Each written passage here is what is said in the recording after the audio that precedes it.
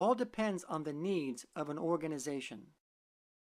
Now, when people talk about a server, generally they are referring to a powerful, centralized computer that clients connect to over a network, and they would be correct on that. However, a server is not just a physical computer. A server is actually a role that a computer takes, because any ordinary desktop computer can be set up as a server, and it doesn't necessarily have to be a powerful computer. So for example, you can set up a network in your home where you can have an ordinary desktop computer serve as a file server. The computer would have those files in a shared folder, and then other computers can connect to it to access those files. Or you can also use a desktop computer to serve as a web server, where you would install the website data on that computer, and then the other computers can connect to it and retrieve the web page. Check.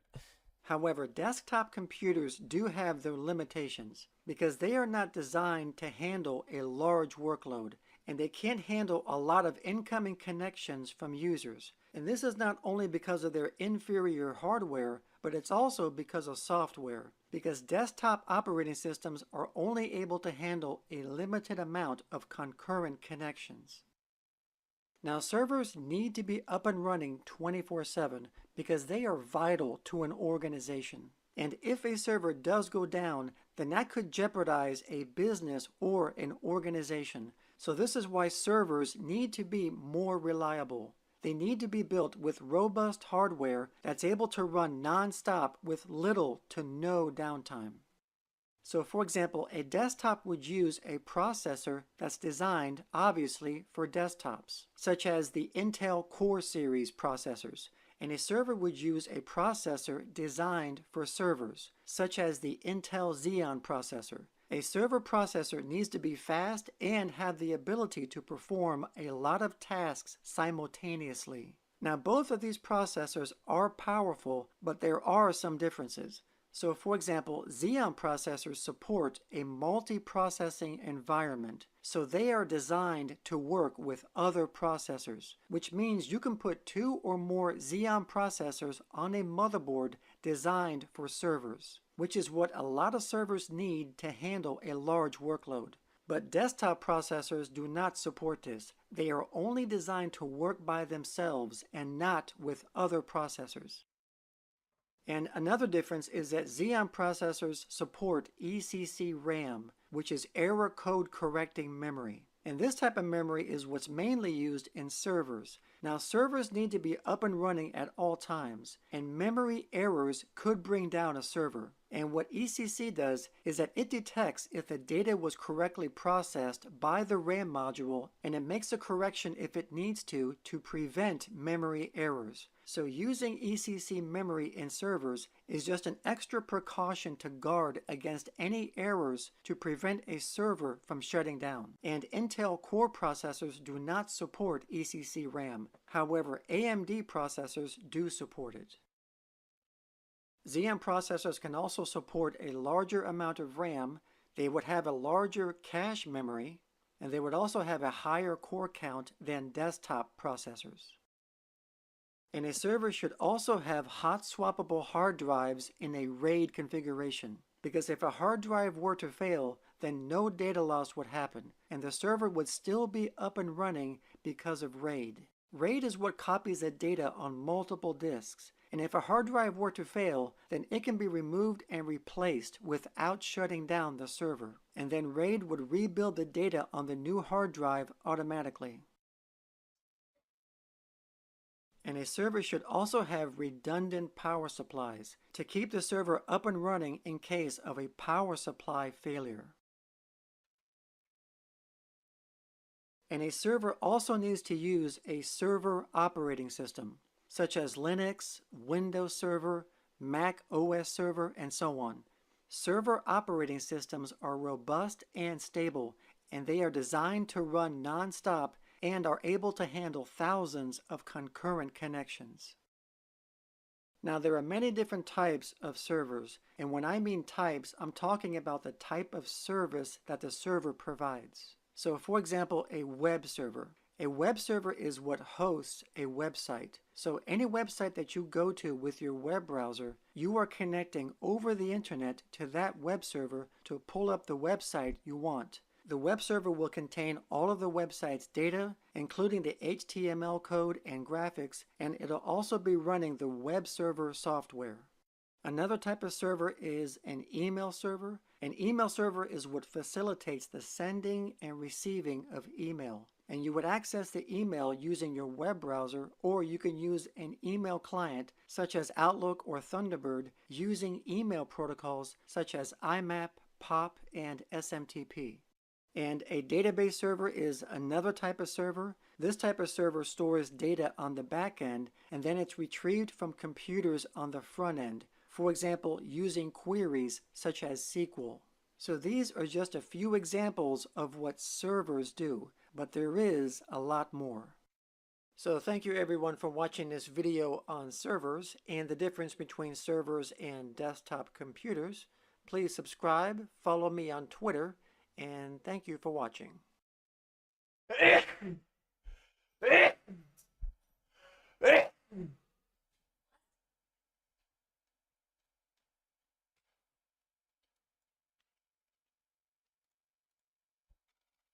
Virtual machines are amazing. If you want to become a hacker or learn Linux or get into IT, or if you're just a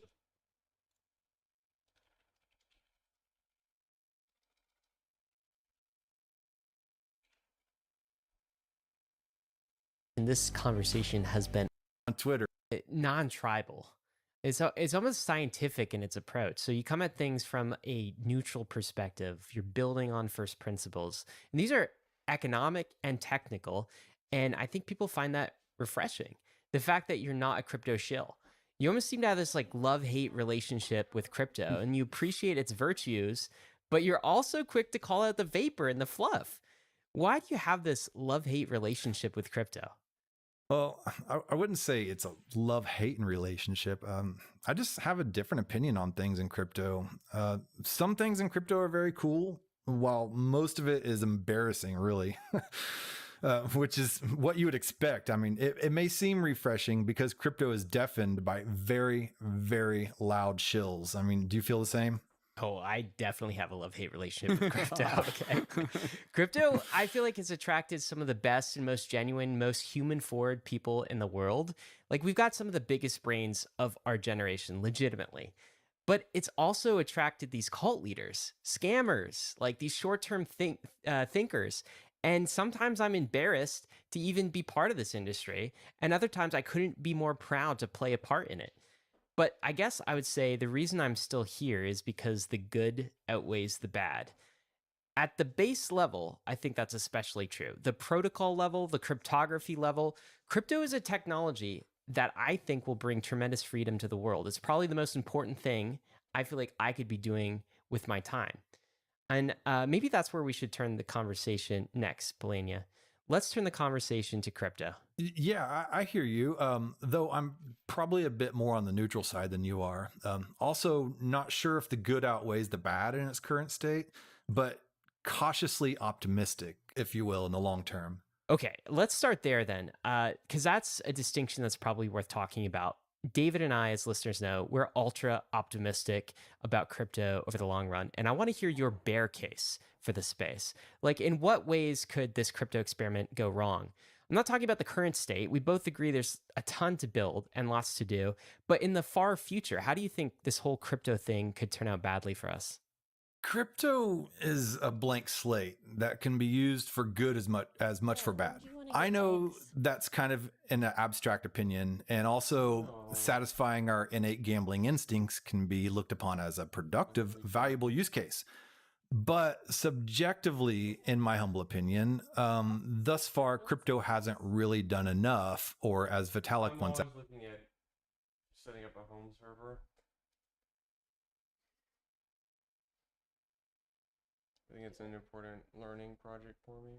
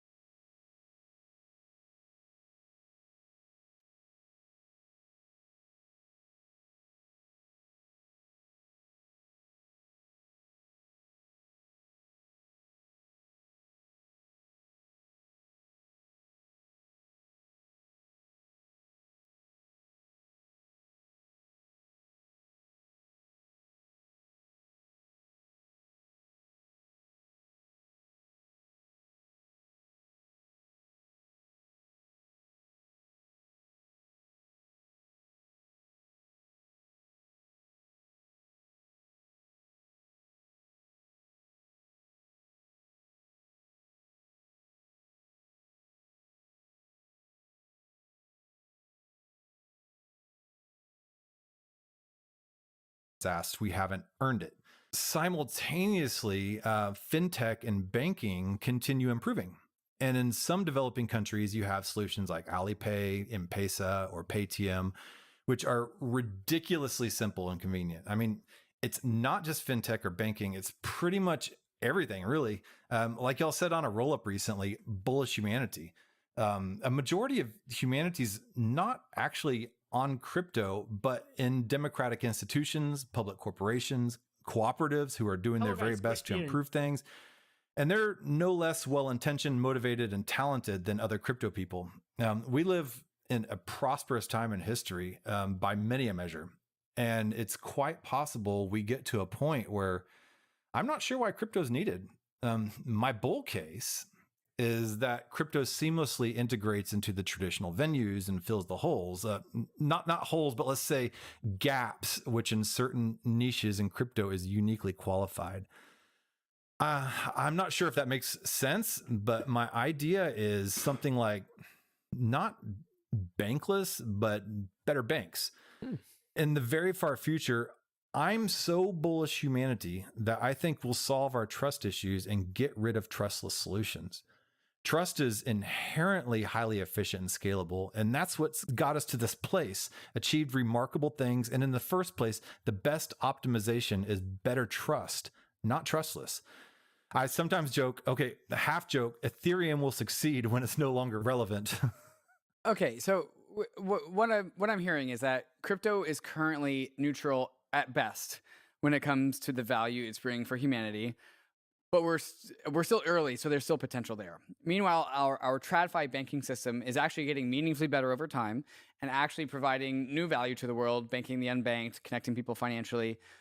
And we share this idea that crypto will become the back end to the current financial system that we have.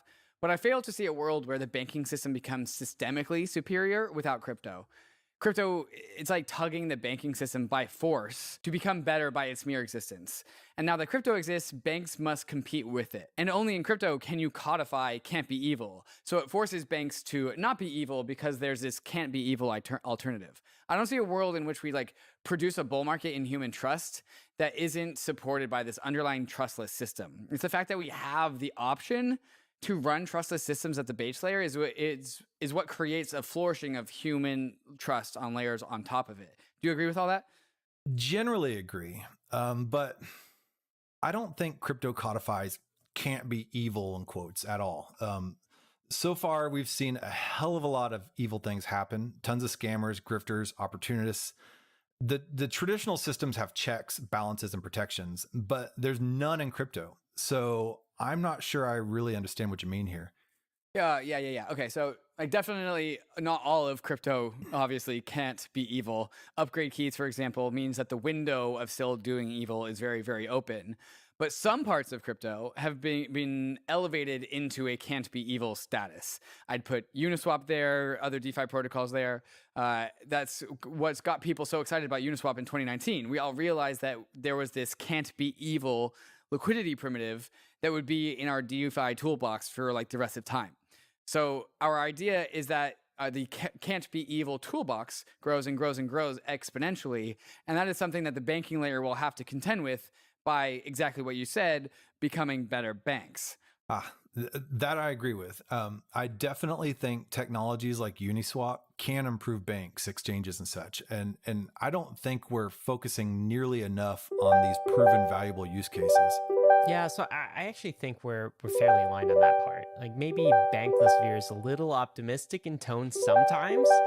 Right? No one has ever accused David and myself of being too bearish on anything in crypto, but I actually think we arrive in much the same place as what you're talking about, Polynaya. Okay, so philosophy aside, what I love about you is that you're also an investor. And as an investor, you've got this value accrual thesis for crypto, as do we. And I think your thesis, your value accrual thesis, is unique, and it's kind of contrarian for many others I've heard. So let's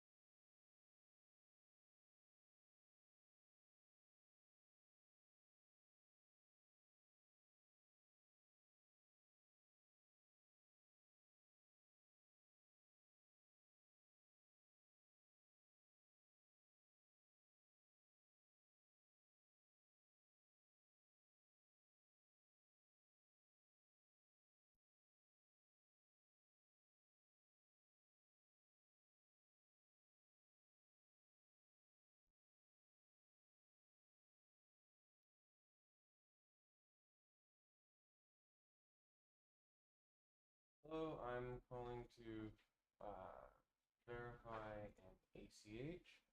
The company's name is Motor One LLC. My name is Charles Spears. The effective date is today, 8/15/2022.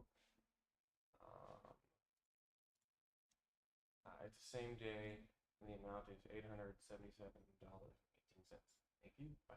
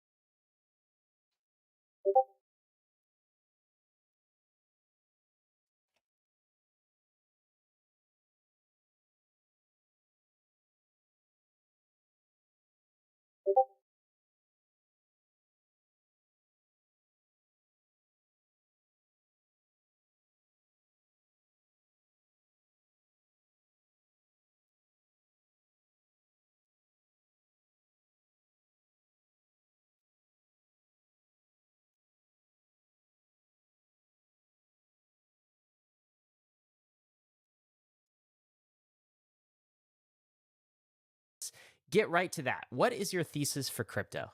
Yes. At the end of the day, all of us want to see greater financial inclusion and options for all, but mildly differ on what might be the best way to achieve it.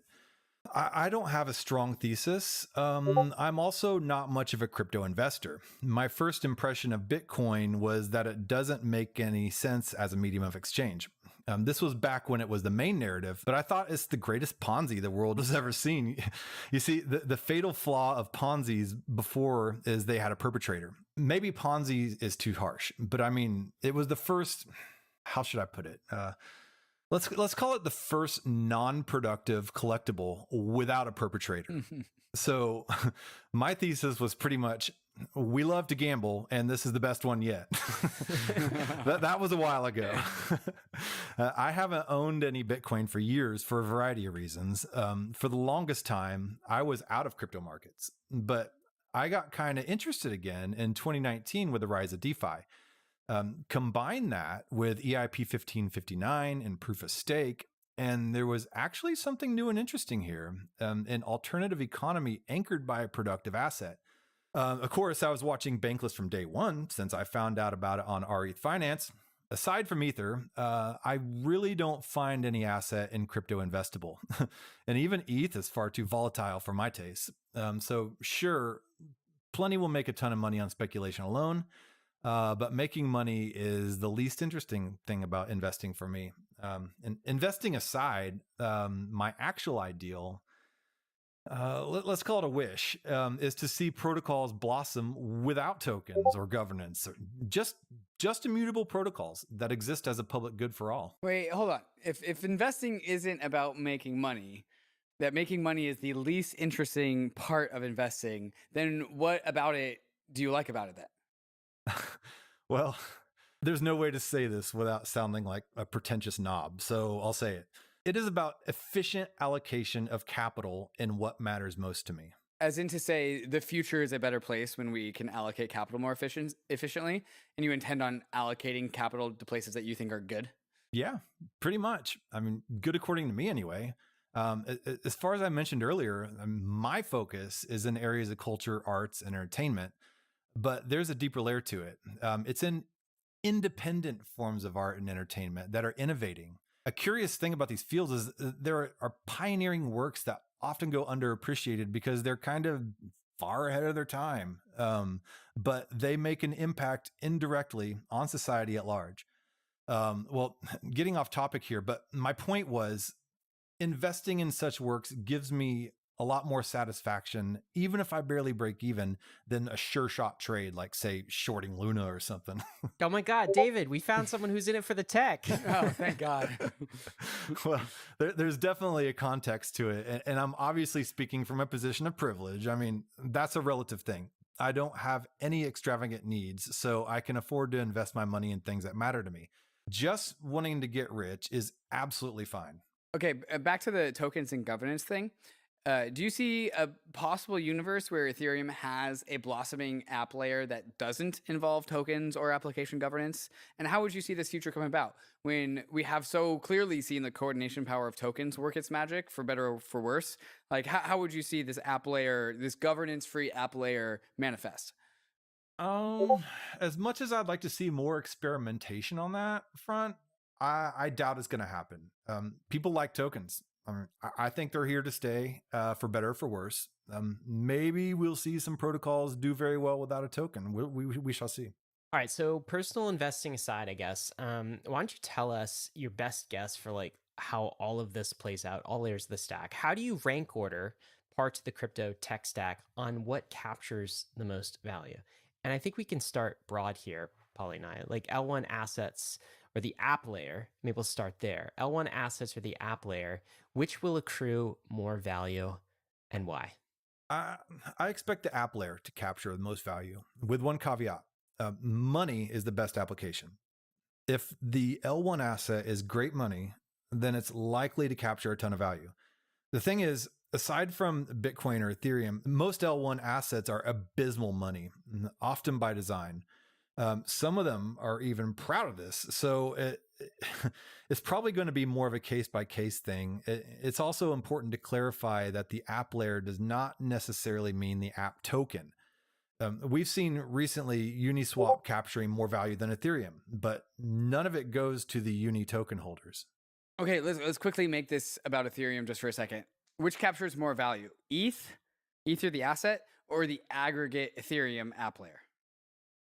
It depends on how the Ethereum economy shapes up. If it's largely financial in nature, with all the high value settlement happening on L1, then there's a good chance that ETH captures a ton of value. Whether more or less than the aggregate app layer is hard to say, but it's hard to imagine it'll be much more, if at all.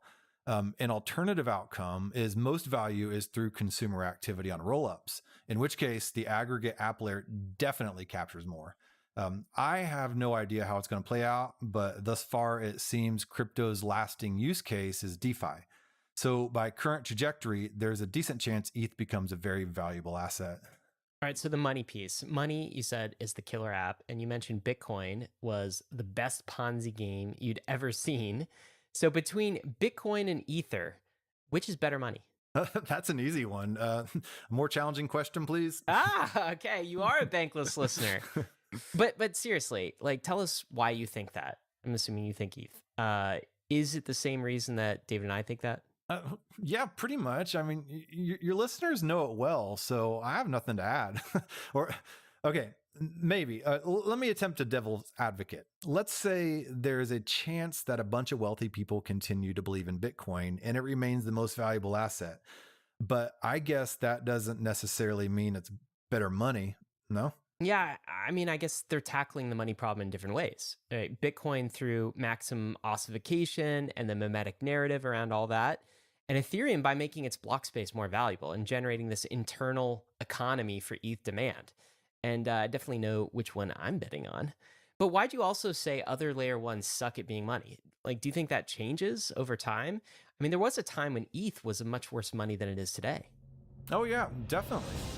I'm sure any L1 that builds a strong social layer will focus on economic sustainability eventually. 4 years ago, ETH was pretty much where most L1 assets are today.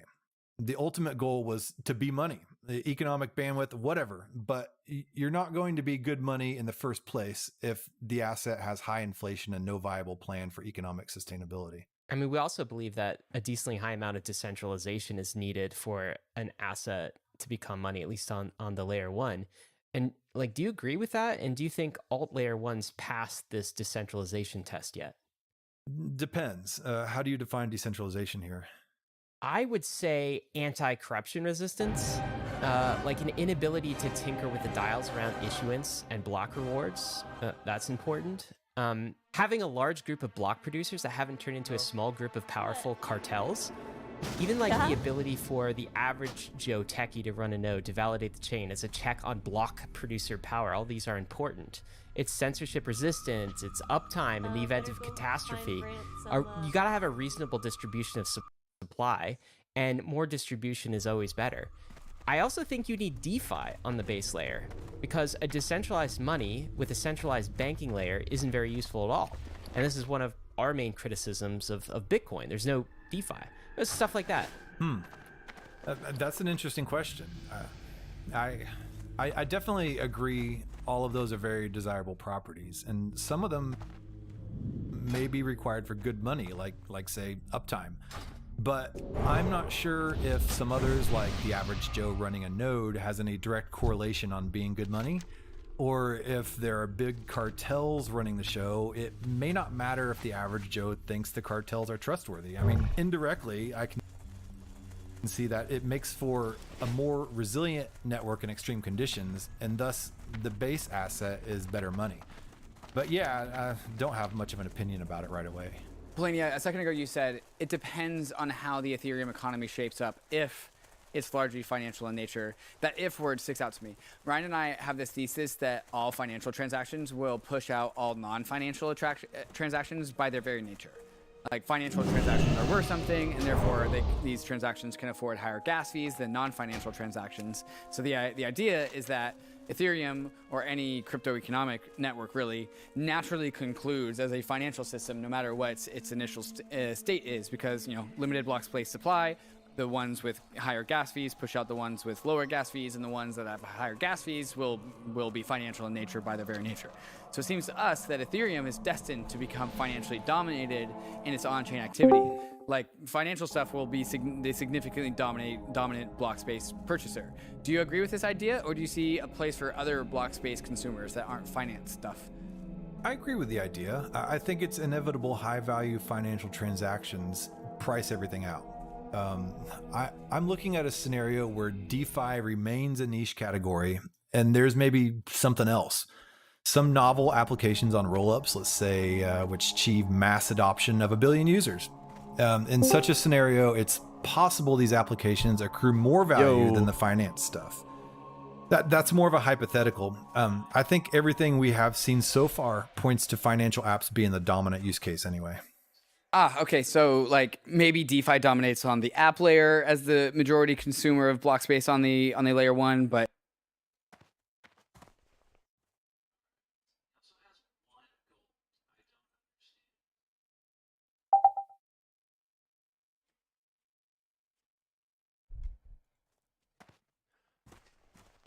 I don't know.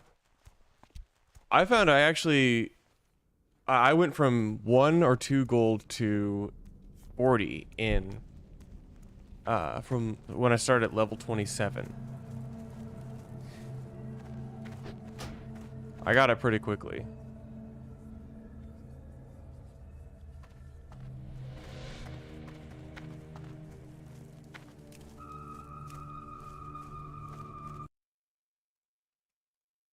maybe something like gaming takes off on layer 2s, and then it's layer 2s that compete with the DeFi layer 1 to consume block space. So maybe it's like the aggregate level of gaming on a layer 2 actually does compete with DeFi layer 1 block space consumption. Is that a strong possibility? Also has Questy, but Important to note tracking that, nothing on the map. After EIP 4844, roll-ups are no longer competing with it's L1 like, applications. They have their own who is dedicated Grant? space. Like, and does he team play market. WoW? So Well, let's he's consider busy the leveling example of a 8 people. game that has its own roll. He likes to get It lots has, of level people like it's to actually level volition, 10. but anyway, And it I'm has like, its own there's no consumers, point in- and it's a multi-billion-dollar business We that don't- makes more his money. guild than repair- with the DeFi whole combined. idea of It pays Ethereum of some it being, negligible amount of that, him leveling but them for late that's game. about it.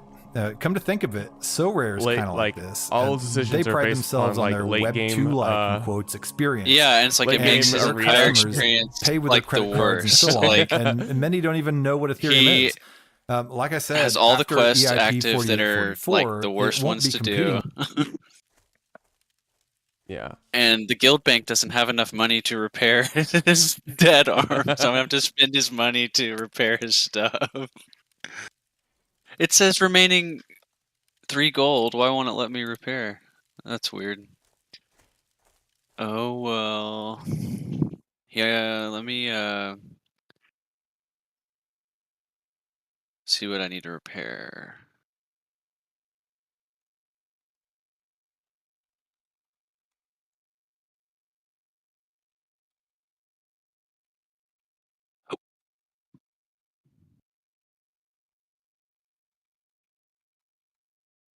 He has level 7 pants.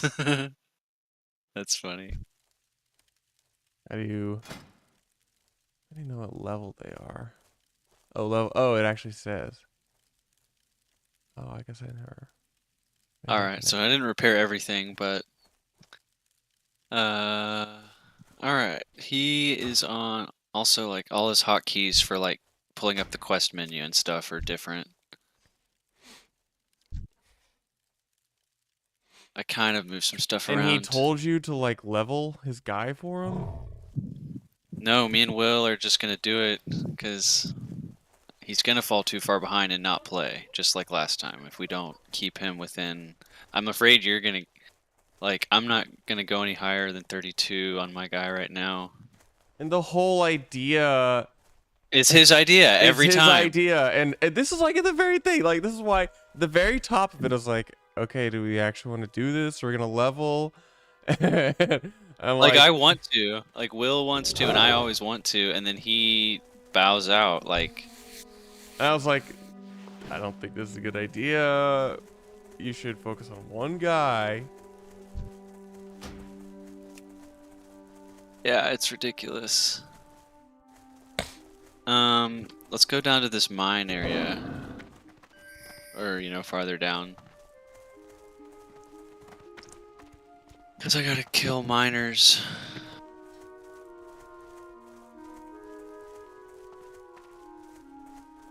And he acts like it's such a pain. I'm like, it's really not. I'm playing your guy right now, and like it doesn't seem that bad unless you accidentally aggro like everybody. But then you have your fear shout. Just run away.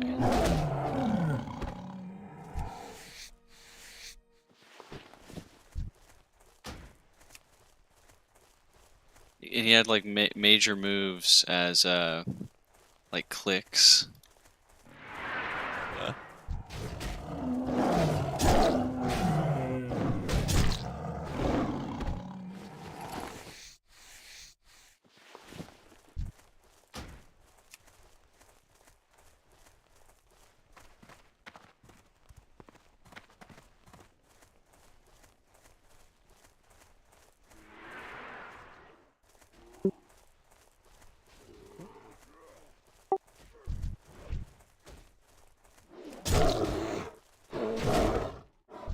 Oh, we're getting like no XP for these with L1 apps either. Wonder how much XP I we'll don't get think for the this is miners. likely though.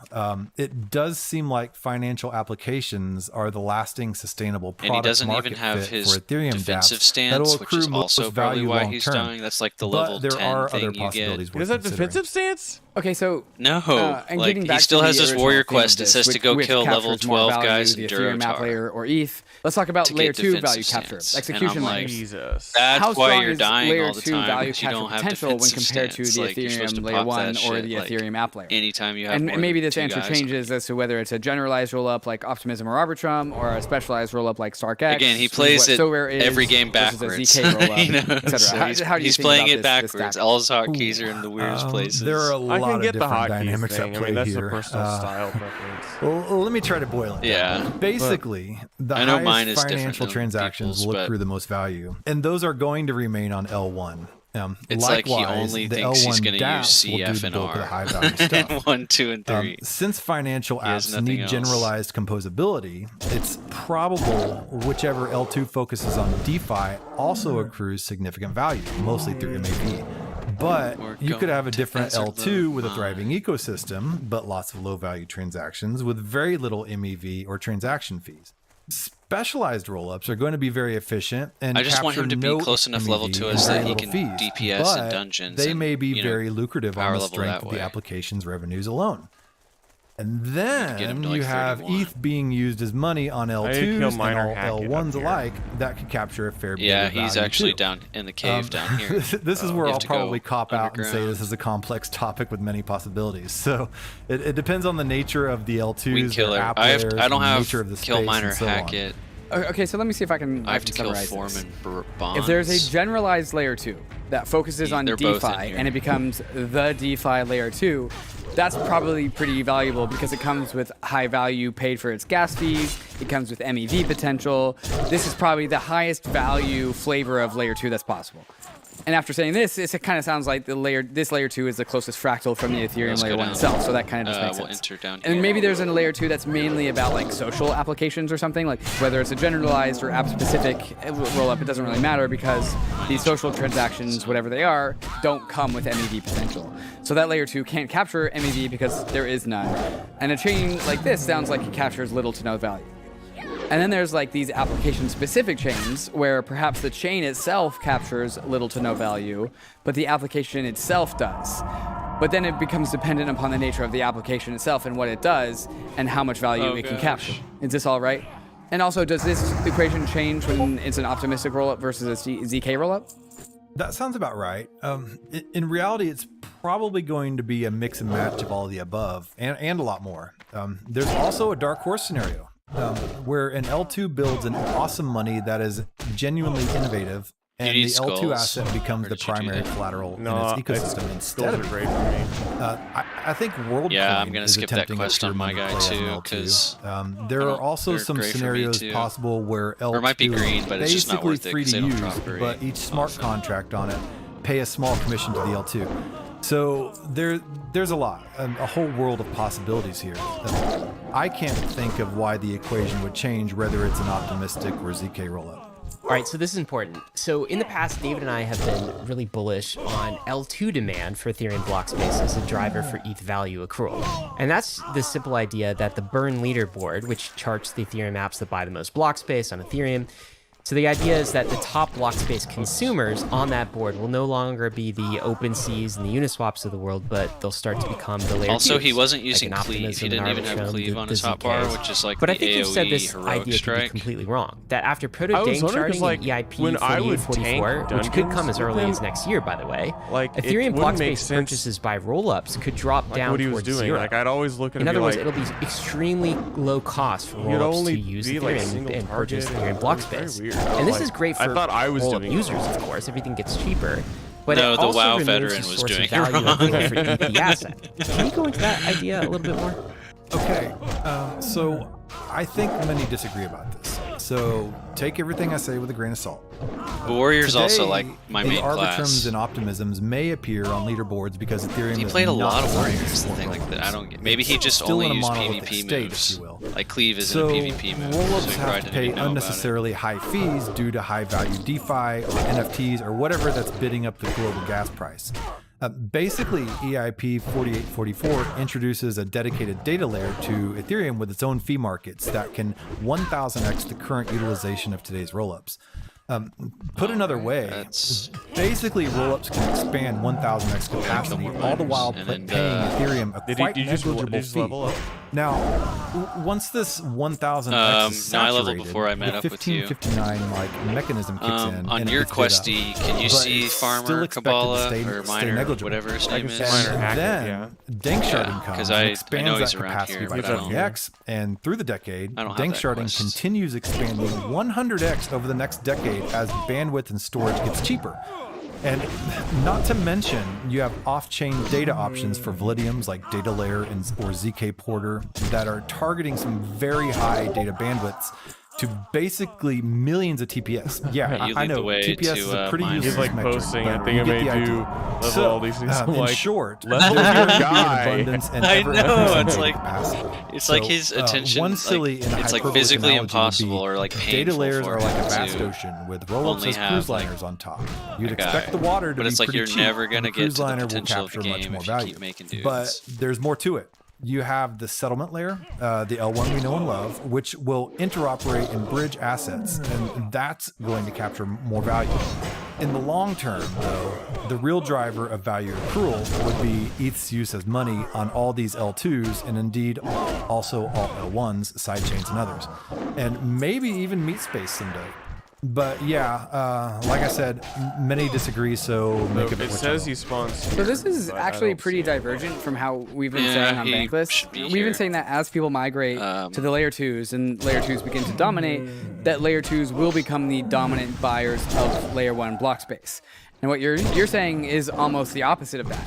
That EIP 4844 and then later dank sharding makes layer 2's consumption of L1 block space largely negligible, even as layer 2 block space demand it's actually goes a up. female. So L2s won't be Response. dominant consumers of layer 1 block space, in your opinion? Yeah, pretty much. Someone must have just been here 'cause Meanwhile, there's no you'll mining still have the high-value things either. financial transactions that'll remain on L1. They'll continue to dominate L1 transaction Let's fees. just keep.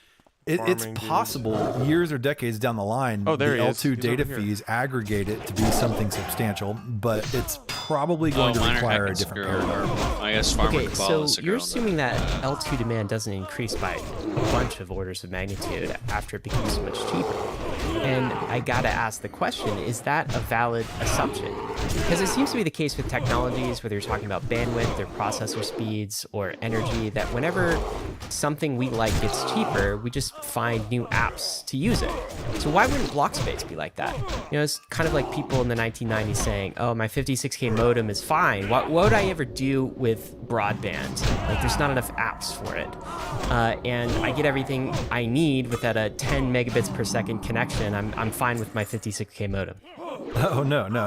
I'm assuming that L2 demand does increase by several orders of magnitude to match the increased supply. Like I said, post EIP 4844, rollups can expand their capacity by 1000x of today's activity, all the while continuing to pay negligible fees to Ethereum. It's only after this 1000x capacity is saturated does the 1559 like mechanism kick in. But by then, we'll be ready to expand the capacity All right, so again do you have any with more full dank questions sharding. here? But Nope. there are deeper factors at play here. I don't know how deep we want to get into this, but basically it's much easier to scale data on a data layer than execution on the rollup. Assuming there are no other bottlenecks, you simply add more data sampling nodes and your data capacity increases.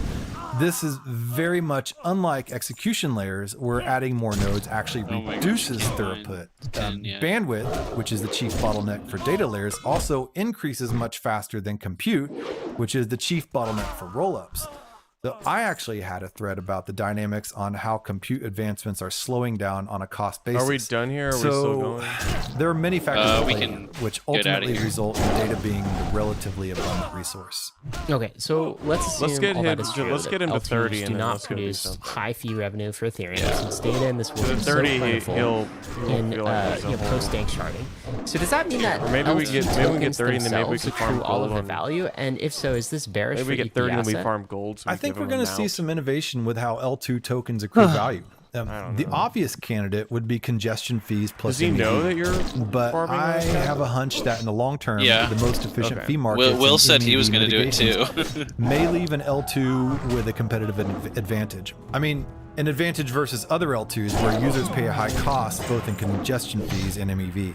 It could be that some L2s build strong network effects or have other special features or higher security where users are happy to pay a bit of premium. All right, I'm done. Then there's also the alternative mechanisms. Like I mentioned earlier, maybe you have an I'm L2 pretty sure that that- has no transaction fees, but instead takes small I'm commissions. pretty sure just that he can't- just, I'm pretty sure that he doesn't So, pick stuff up. I like, can see this go a lot remember of how ways. like we'd And be doing some dungeons? L2 I'd be like, I feel like no one's tokens picking become anything valuable, especially Yeah, he the doesn't ones with auto network loot. Like effects you and a should thriving auto financial always auto ecosystem. loot because Worth noting Does that mean- that what's while auto loot mean? data That you may be always pick abundant stuff and up? not that expensive, You there will be automatically pick larger everything entities up. bridging in and out. I mean, now he has it on, but at Roll-ups first will he be didn't. interoperating with Oh, each I other, didn't know that. and so the settlement layer will Oh, probably Dip, what you remain do? pretty busy. Knock over Wait, the as in top. like, do you Definitely you don't not have, bearish do you have for to ETH, go click on the as guy to loot ETH will be them? the primary money used across most of these You have to L2s. click on the guy, but then Some you will have to definitely individually push pick their out own of the assets, bag. but ETH out of just the has a loot what you much want. larger economic capacity. think he was and any doing that for, roll like, the that first outright 20 shuns levels. ETH Oh, you can will just be a I just massive shift click. competitive And that's disadvantage. everything. It's also Yeah. important to note Um, that the same I- roll-ups are Same thing. entirely I just additive to you can the turn auto broader loot on and then Ethereum you don't have to ecosystem, shift click, actually. which is I like I've that. also previously argued so are But I don't other think he was L2s even and side looting. chains. They induce Yeah, I new don't think he demand was that wouldn't either. have otherwise Like, existed loot, like, given I'm like- Ethereum's limited capacity. Hold It's on. kind What of do you like do? Hold on, the I have budget. to take this. Hello, this is Charlie. Hey, Carly. I'm doing well.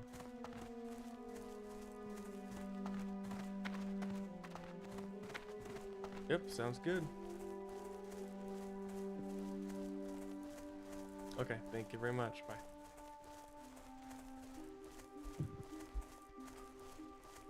Okay.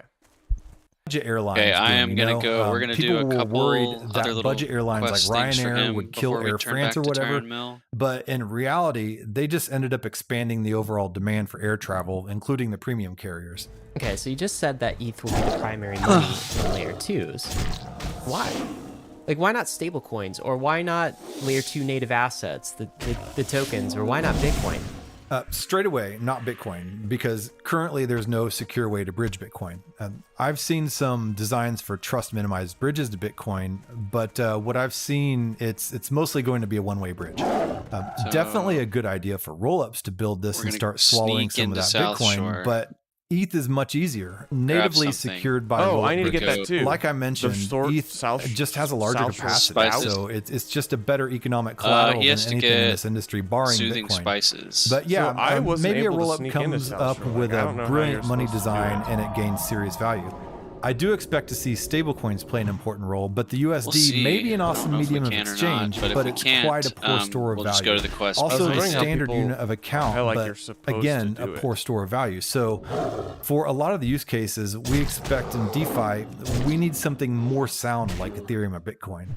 Juno is bringing gosh. crypto-friendly Here they banking come. straight into your checking account. With Yeah, that's Juno, what I you was can send saying, money man. from your Juno checking account straight We just onto a won't layer do 2, it. like We'll do, Polygon, Optimism, Arbitrum, and they have zk Sync and Starknet support on their way. You can skip the ACH wait time do you can the, skip all the gas fees and go straight from your checking account to an Ethereum layer Elixir 2 of in Agony on the seconds. other side of the Inside river. Juno, you can buy and sell crypto with $0 fees, and your Juno checking account comes with a metal MasterCard. that The gives South you up Shore to guards 5% are only cash like back level on your 40. spending. I mean, Juno is they're also not, giving you $10 cash back on your like, first crypto super deposit strong. and $100 when you set up a direct deposit. This ad just writes itself, so go sign up at juno.finance/bankless. ZK Sync is an Ethereum layer 2 network that is pushing the frontier of high-performance blockchains that don't compromise on security or decentralization. Yeah, ZK Sync has combined the power of zero-knowledge rollups and the Ethereum virtual machine, enabling developers to build the greatest Web3 projects possible, ones we haven't even seen yet. Crypto needs its killer applications to Okay, onboard the stay world, away from but South Crypto Shore. Killer I wanna Apps do needs Elixir of ZK Sync Agony as a platform to build on first. and It's generally Hecular's accepted Rod. that zero-knowledge rollups Do you are the have that? conclusion of crypto blockchain scaling technology, and ZK Sync is leading the charge into the final frontier of crypto economics. So if you're a developer who wants to build your app on a future-proof foundation, which gives your Hecu- users the best UX possible, Hecular's check out Rod ZK is from Sync's killing website those at Wendigo zksync.io. things. And yes, there's also going to be a token, I may have so already give them a done follow those. I on don't Twitter too really at remember. ZK You probably Sync. have the one The after Brave because it's browser a higher is level the user-first quest. browser for the Humbert's Web3 sword. internet, with over 60 million monthly active users. And inside the Brave browser, I you'll have find the that Brave one. wallet, the secure multi-chain crypto Let's wallet just built go right into the do browser. Web3 is freedom Elixir from of big tech and Wall Agony. Street, more control and better privacy. But there's a weak Yeah, I've point done in that. That'll be But I might have the most crypto second wallets are level of browser that. extensions, which can easily be spoofed. I have But the to Brave go wallet get is like some different. shrooms No or extensions are something. required, I've which already gives the done that, Brave yeah. browser an extra level of security versus other wallets. I have Brave the Wallet is second- your secure I think the passport for second the level of that. possibilities of Web3 and supports multiple chains, including Ethereum and Solana. You can even buy crypto directly inside the wallet with Ramp. And of course, you can store, send, and swap your crypto assets, manage your NFTs, and connect to other wallets and DeFi apps. The So whether guild you're said new it to had crypto three or you're a three seasoned pro, gold it's time to ditch give those for risky guild extensions, repairs and and it's time grants to switch repairs to for the 1 Brave gold. wallet. Download Brave at brave.com. And then when I tried to do it, it said the guild doesn't have enough money. Okay, I want to zoom out and integrate all of this because this is actually new for me. The Bankless thesis has been that layer 2s are bullish for the layer 1 because aggregate block space demand for layer 2s translates into block space demand for the layer 1. With 4844, this becomes not true, and necessarily so it becomes not true because if there was a relationship between layer 1 and layer 2 block space consumption, if that relationship was preserved, this actually limits layer 2 scale. So we need to decouple the relationship between layer 2 and layer 1 block space to fully take off the brakes of layer 2 scalability. But then that begs the question, how do layer 2s remain aligned with layer 1s? If layer 2s are only consuming the minimum amount of layer 1 block space, therefore contributing the minimum amount to layer 1 security, meanwhile they are hosting this massive burgeoning GDP on top of them, and the Ethereum L1 doesn't have a share of that, does that make layer 2s parasitic to the layer 1s? And your answer is no, because first, Ethereum will be money inside of these layer 2s. ETH as a money network effects are too strong for a single layer 2 token to penetrate. And two, trade between these layer 2s will route through the layer 1s. He just acts like he's not either strong directly unless or he has indirectly good via gear, bridges. which My you know understanding is this correct? partly true. In but, most like, cases, it's going to be a symbiotic I've played this relationship. game like super low geared. It's like, notoriously hard just to gonna have to take what the game build gives large you. economic security, RPG. You economic don't, like, bandwidth, and I bet you liquidity anything he across bought many of assets. like to a the weapon point or something. only 'cause Bitcoin and Ethereum have succeeded. I bet you. Although Yeah, some may argue that they are both pretty negligible in the grand scheme of the global economy. you that's true. By paying a negligible fee to Ethereum, the rollup He's gets just fully not secure forward. He's access not to all this thoughtful at all liquidity about any and of the security. gameplay. It's a huge win. I know that's why it's so Meanwhile, funny that he like Ethereum also wins, knows because so it much wouldn't and have loves this supported game, but he's any like of this halfway activity retarded anyway. on like everything else. But there are definitely edge cases to consider. Let's consider a scenario like you mentioned, where you have a massive L2 and its token is some significant fraction market cap of ETH, let's say 20% or so. There's aggro all two these ways to guys look and at I'll this. just loot the mushrooms. Firstly, this is activity that Ethereum is unable to host anyway, so there's no real loss there. Got one. Oh, his From the inventory's full. other side, the rollers perspective, they're paying such a negligible fee to Ethereum that it doesn't make any sense for them to risk losing access to all the security and liquidity that brought them so much success in the first place. But on the other I hand, might need your if they help, 'cause, contributed a this guy was significant hitting amount, me let's say heels, when I was 50% looting. of its fees to L1, then they would be well justified in spinning out their own L1. So it may turn out that low value accrual from L2s is actually for the best. Look, I think at the end of the day, all this is a bit of a red herring. And any activity outside of the Ethereum L1 He is net crits additive big. I mean, to like, the his industry at crits are, like, large and the 250. broader Ethereum ecosystem. I think he in only likes to do specific, damage. because Like, he doesn't Ethereum L1 wasn't going to understand any host this other activity part of the game. anyway. So I there's know, which it's is like- why when he said he was going critique out of some warrior, of the I was like, alternative you should ecosystems go- out there. you should go Cosmos, mage. definitely, I think, but also others too.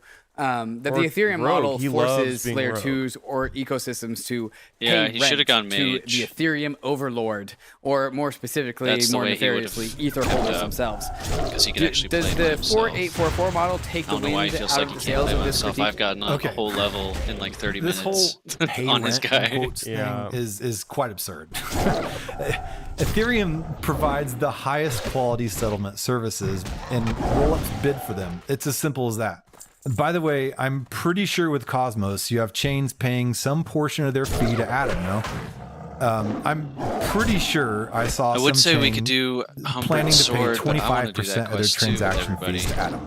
It's Anywho, like kind of a fun one. 4844 is explicitly designed, and later full Corey, what dank do you sharding want? too, of What do course, you want? designed so rollups pay as little fees as possible. I'd expect a busy, successful rollup will pay less than 1% of its fees to Ethereum long term, though you may also have All right, ghost just chain one more rollups thing. that pay a lot more because they fail to accrue value themselves. In this world where the majority of crypto economic GDP is hosted on layer 2s, what does the layer 1 look like? Is Ethereum just like a marketplace for liquidity and trade across these various layer 2s? What would remain on the layer 1? What remains on layer 1 is the majority of the crypto economic GDP, of course. The world is highly unequal. Back And to this is Tauren Mill. very directly Or reflected in let's go do crypto. Hecular's Rock, Come to think just of 'cause it, it's I'd even right argue outside Tauren Mill. crypto will remain even more unequal with the absence of any social welfare or redistributive mechanisms. So basically, the top 1% entities will be responsible for 99% of the GDP. Financial Yeah, and institutions, also, billionaires, once we get him to governments, 30, I and, wanna and the like will like, always choose the look most at- go to robust, the the main most city, secure look at his space. And that'll bank. I bet he's always got a be shit ton Ethereum of stuff in L1. his bank that he hasn't sold, When you're too. transacting millions of dollars, you couldn't care less if the fee is 1 cent or $100. So And I'm gonna even go to if you his have warrior trainer and see how 99% many of normies abilities on he has in L2, bot. it could be that 99% of the what economic I did was activity at in level dollar 27, terms I or just E stopped buying terms abilities. remains on So L1. I didn't upgrade abilities for 4 or It's 5 also levels. important to remember the L1 itself will keep improving and expanding capacity. Like, got what I one of the needed, splurge bought my roadmap mount, and items then when I being hit upgraded 30, to an I had enough enshrined money to ZK buy all EVM my rollup. abilities. I still haven't really caught up on my So abilities. you think Also, that the I have current the most DeFi blue abilities, I think. chips like Uniswap, Maker, Aave Um, won't have to uproot themselves and find new Druids, homes? yeah, Druids Their and primary mages have the headquarters will most. always be the Ethereum layer 1.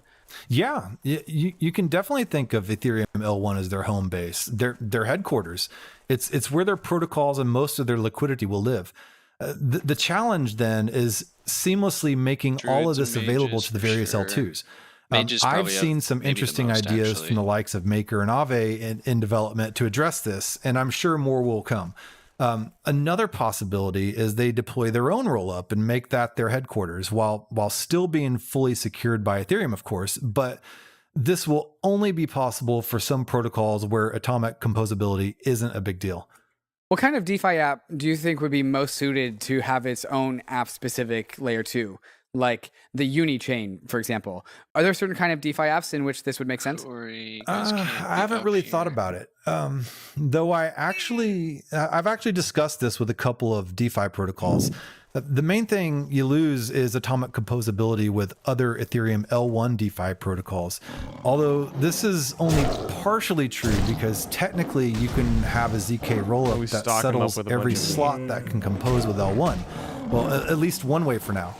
I'm not sure if a Uniswap Oh, do you need chain those turtle makes sense meats? I though, think he needs them for quests. because it's I atomically don't, exchanging but, assets that already exist. But I If just you now can trade realized that those, a I'll take 'em, 'cause I Uniswap chain think might he make needs sense where turtle it meat. connects assets from all Well, for L2s in food, one right? place. That's what you're Maybe, saying. but I don't know. But he needs it for Clearly his just a shallow quest. thought. Like he has a All right, so quest. to tie off the scalability get and turtle value meat. accrual topic just now, in a recent podcast we had with Olaf from Polychain, he's an investor, of course.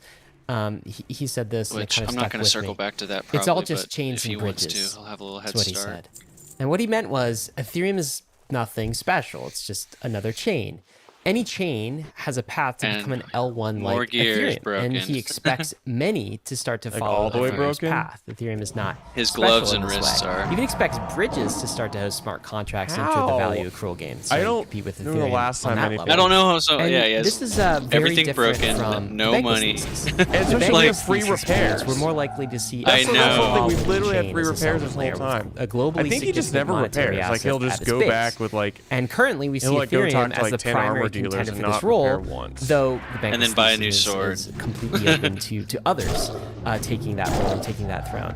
And in this world, there are many chains and many bridges. There's still a Do you need the multi-chain question world, here? but only a few of them. I get just have to. become One a of these global guys will monetary randomly drop asset and serve as Hecular's the rod, world's and then I'll be settlement on the layer. line. Maybe did- not I've even done few, this maybe before. just one, maybe two. I did this on my guy earlier And today. I believe that these are I the think two I'm on a lot of the dueling same ideas quests in you crypto, are on maybe my from shaman for crypto's Hillsbrad. inception.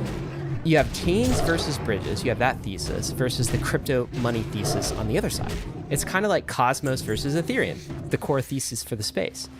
Which do you see as more correct? Well, or is there some I'm saying space like in between when these two? we've done other not dungeons, both? like I mean, that's there's what all these Ethereum things I delivers, just would the best never be money able and to the best loot chains and the because best bridges. nobody, Thank you. or not loot, skin because nobody would loot them. Polinia, let's get into And I'm some pretty fun sure stuff. it's just because Can you steel man the Cardano ecosystem? What are the best properties? He also of has a Cardano? stack of 20 This of the one's easier level- than you may okay, I'm think. done. It's He also it's has a by far stack the of largest 20 of the L1 level 1 outside of food. Bitcoin and Ethereum, which heals with a strong 61. philosophy of inclusive accountability.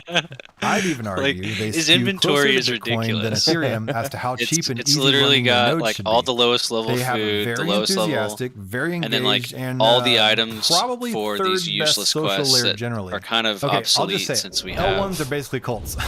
faster and, experience. And the Cardano Yeah, cult that's is like pretty that's my dedicated. thing is like he, Like, half the his validator inventory is distribution pages the best in the and, industry, like, better than reports Bitcoin and Ethereum in that its current he's never state. going to do those quests and they anyways. also have I know he strong won't, teams working 'cause on roll-ups like they're Orbis just not like and fast Macomata, quests, and he should know probably what the most the fast activity quests happening are. around next-gen even scaling I was like, solutions oh, the outside of Ethereum pages, and I don't Tezos. need those. I'm never gonna. I'd say Yeah, or like Cardano if is the something's best taking positioned forever to be the drop number and you two need like settlement 20 layer of for them, it's roll-ups like, you know after what? Ethereum, I but probably don't need to no do idea this. if they can pull it off. Have we on Bankless been The unnecessarily fractured mean to mind Cardano? of a WoW. Okay, why not? We could do psychology studies. A lot of it is definitely on the well deserved. layouts of Hoskinson's a the way bit of a people play bellwether, WoW. and their XQC. shills are obnoxiously loud. You know, Well, XQC at is? least during the bull markets. No, I'll but- have to say, Okay. as obnoxious as crypto He's Twitter basically generally is, XQC. some of the most polite discussions I've had were with Cardano people. They sincerely believe in their mission of loop that, I'm sorry. maximizing decentralization, keeping nodes easy to run, and following on from Bitcoin while avoiding Ethereum's mistakes. At the same All right, time, let's see what level we get to making from Cardano four the laughing quests. stock is undeserved. They are a real project with real They're gonna research sell and a bunch of development, stuff. and they have a strong community. Now, personally, I'm very skeptical it'll ever amount to anything. So anytime an ADA shill makes some bombastic statement, please don't hold back. All right, All right, got a fair ring. take. But Very I'm gonna good, wait very until I see some block space fees at least. Let's talk about cult and crypto. Obviously, this industry is especially tribal, of course. Would you say that tribalism in crypto is a bug or a feature? What do you see as the role of cults in this industry? I mean, what else is there?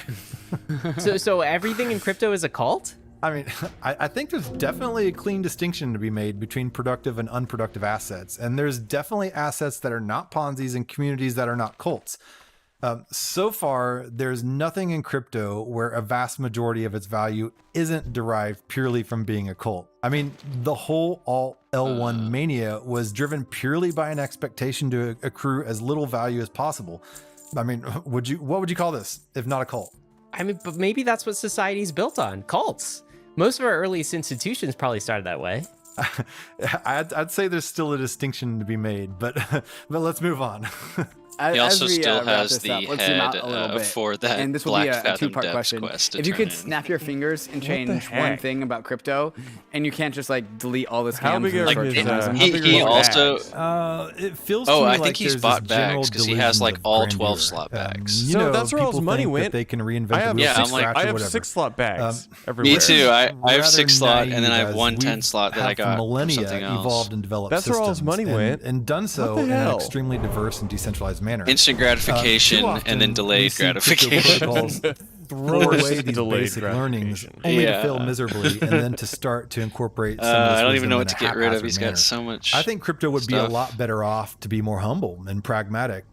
Take from traditional I don't, avenues. and he what never works does those and build on quests them, that when they improve tell them. you to go to like the And, main city. of course, to that, like, open integrate up with the other traditional quests. avenue where it makes So sense. I don't even know what those are. You want to build so- solutions that work. Usually, if for you like everyone, make a delivery, not like just a few it's holy usually warring purists. like if it's So you want us unless to you're get like out practical. doing stuff, you know, pretty much, you don't want to do or it, at but least it's don't usually do Oh, worth like it stupid go to to do. the things next that have zone been and do proven this time and time thing, again right? and not work Yeah, through the yeah. eons. Oh, yeah. Yes. So he's I love by this. We 1, often 2, say 3, on he's Bankless 6 we're bars speedrunning away the from history of 30. money and finance and human organization. Let's get And into we're 30 not and then let's saying grind we're gold and speedrunning give all him of that amount. only to throw it all away.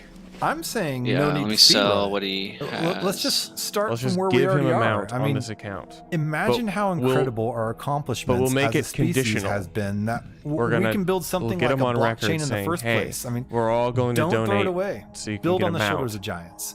You Okay, have the second to- part of this you question is to can't zoom out even abandon further. leveling with If you could us. snap your fingers and change something about the whole entire That world, wouldn't Yeah. change what would it anything, be? But whatever.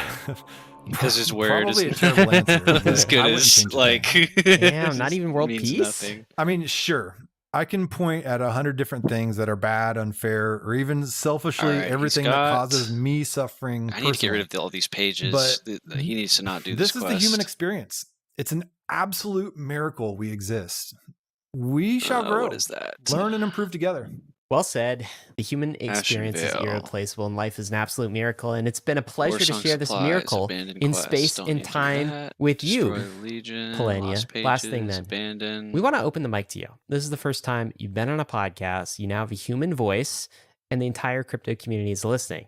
He's gonna What do be you wanna so say to mad at them me as we probably close? for destroying all these pages, but he's Oh, not even close, and he'll I- outlevel the I quest. Don't have much more to say. Okay. Maybe just enjoy yourself. Make sure I'm you're doing entertained. this all out of love. Um, He has like the pleasure's been 60. mine. He has like I'm eager 80 to of the see low what level Polania bread. sounds like outside of shitposting What on in the Twitter. world?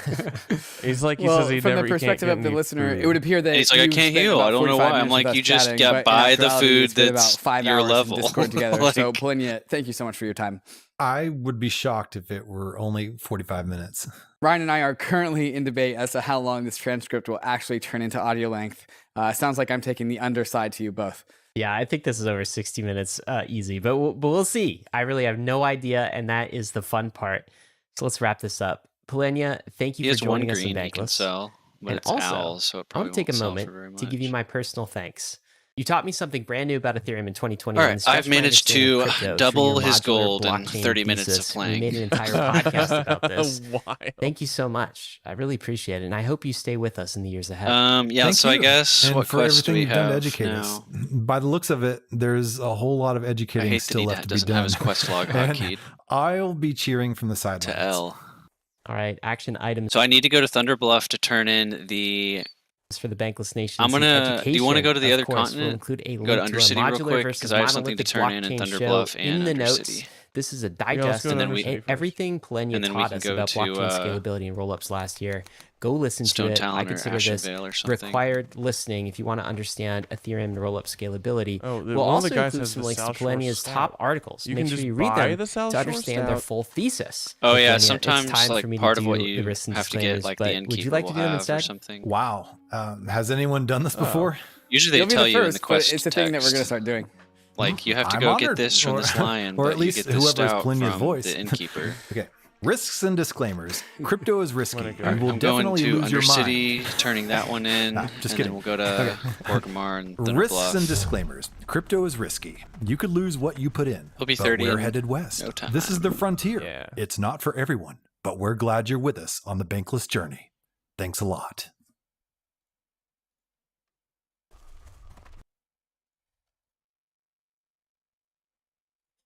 Good morning, John. Today, Joe Biden is probably going to sign the largest single piece of climate change legislation any country on our planet has ever enacted, but everything I have read, and I have read a lot, is frustratingly thin.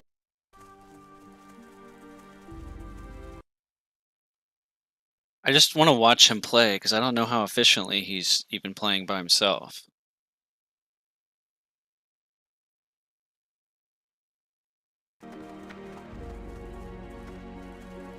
Oh yeah, we also need to. I need to do his stupid warrior quest, which is in Durotar. So I'll have to do that before I go to whatever it's called, Thunder Bluff, because he needs defensive stance. Like you need that. Like I don't think he understands that the stances are like a big part of warrior play. Because he's supposed to be on the quest to get Berserker stance, which is what he needs. But you have to do this quest first. See, He's probably wondering why he doesn't have Berserker stance. See, I mean, I don't know that, but I'd be like, oh, warrior quest. That's a thing that I've got to do to get my... So you know how you have your like shape changing icons? Yeah, I know that. But I didn't know that like that's what each quest does. But you know how you had like an order to get them, right? I also understand how it works.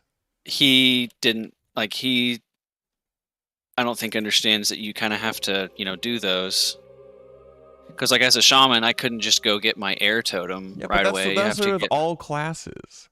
Right. Yeah. Like you don't get you get your bear, then you get your cat. Like.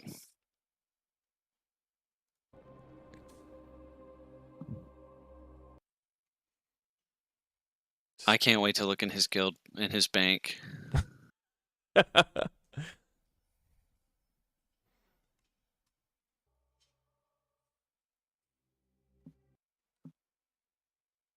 He has a bunch of...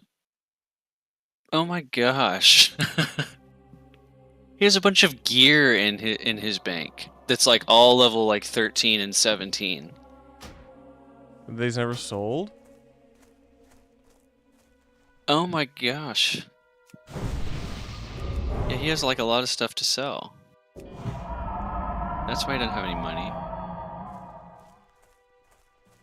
All these bind on equip greens in here.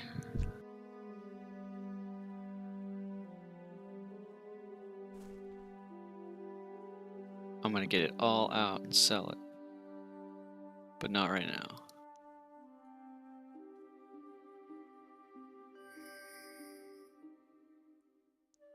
He has a gray bow just in his bank.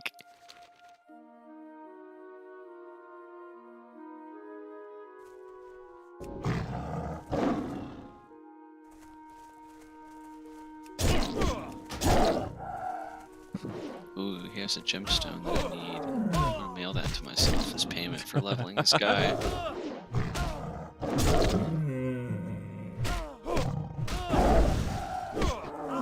Yeah, he's... Okay.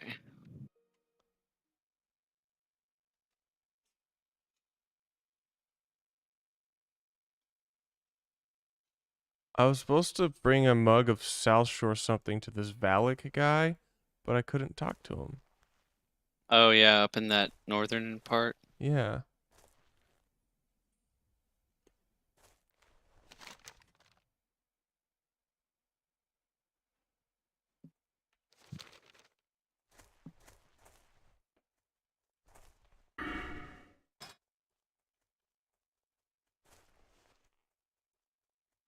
Okay, where do I turn this quest in? The Apothecarium. So I think if I turn this thing in Undercity, do the warrior quest, and then turn that thing in Thunder Bluff, I might ding. Or be just shy. And then we can get... Yeah. Maybe he just needs to take a minuscule amount of Adderall. Because it's like someone that's... I mean, it's so funny. Speaking of the devil... Pseudo! Yo, what's up? I'm almost level 30. Yeah, we're getting you to 30, and we're stacking up golden meat for you, and we're looking at how absolutely ridiculous your playstyle is. It makes no sense. It just makes so much sense. No. No, You don't even have defensive style. Have you been buying your gear instead of... No, because I don't have a... No. My gear is all farmed. I just don't have any time to do anything else besides level.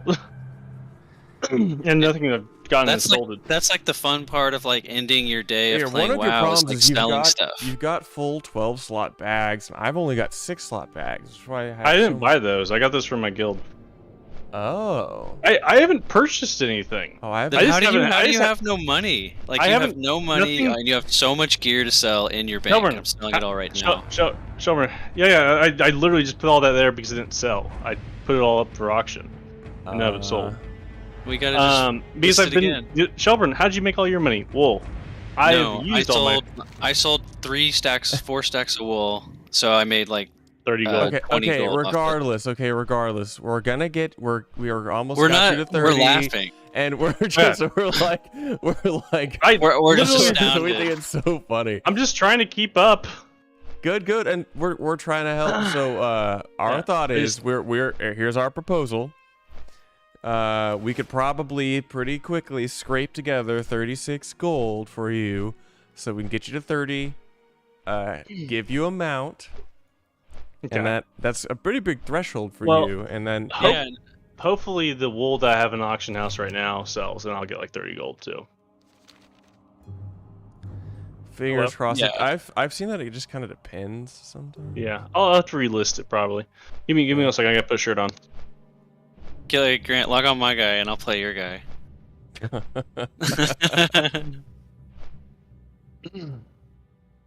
No, Grant. No, we're just laughing. It's just so funny that how everything is. Like I'm not like chastising you. No. Well, the reason I have no money is because I have been using all my cloth and an ore that I mine for. I have just no money making source, and none of my stuff I've got that's dropped it's sold. Yeah. No, I'll make a lot of money off cooking though. I can also, Grant. I literally have 2 rings that give you 4 stamina, 4 strength for you. Oh, that's great. Yeah, I need that. And then I'll get some cooking. There's around our level, it's like 8 to 12 extra stamina, and what else? Like spirit and stuff. Like the basic like cooking meats. So we'll be pretty also buff all soon. your gear is broken. You can. I have a guild. You can prepare it with the No, guild. Grant. It said. You know what it said? The guild It doesn't said, even have enough. Guild didn't have enough money to repair your Oh, gear. I need to leave that guild. They haven't given me my 10 gold. I'll leave the guild and join Communism. Yeah, communism. Always repairs my gear. Yeah. Tell someone to invite Daddy DP. He's ready for I the can end. invite Daddy DP. G leave quit. G quit. Yeah. Hell yeah.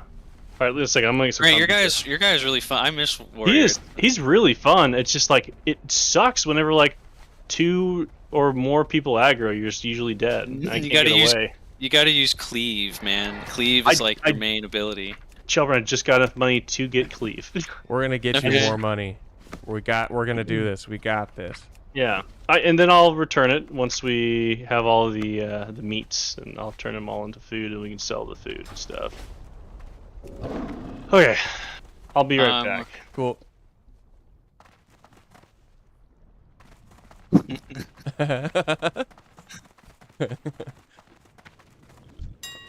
Don't worry, we're on the way. We're on the way, baby. I'm about to sell the bind on equips.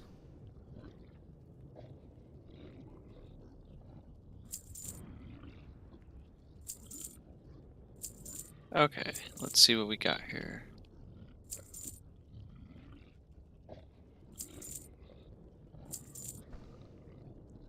Oh, no wonder his wool isn't selling. He listed it for 10 gold.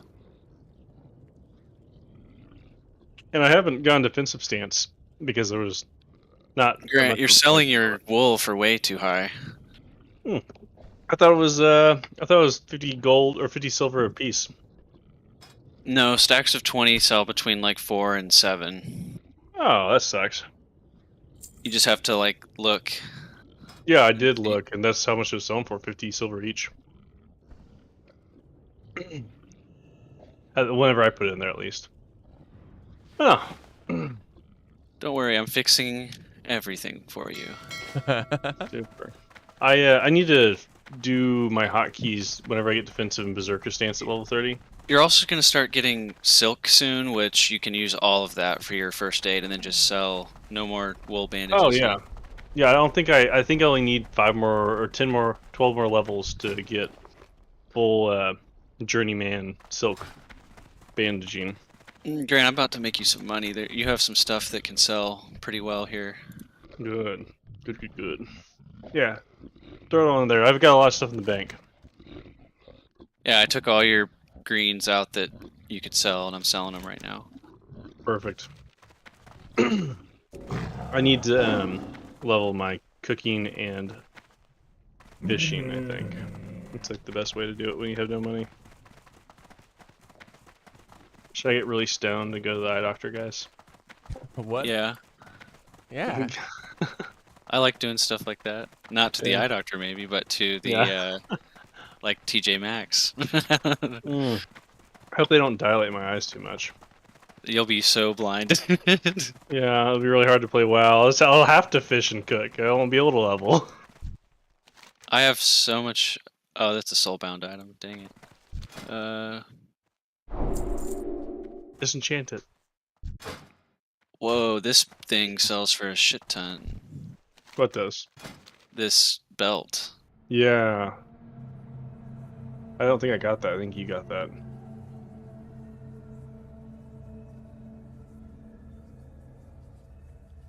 I don't... It was in your bank.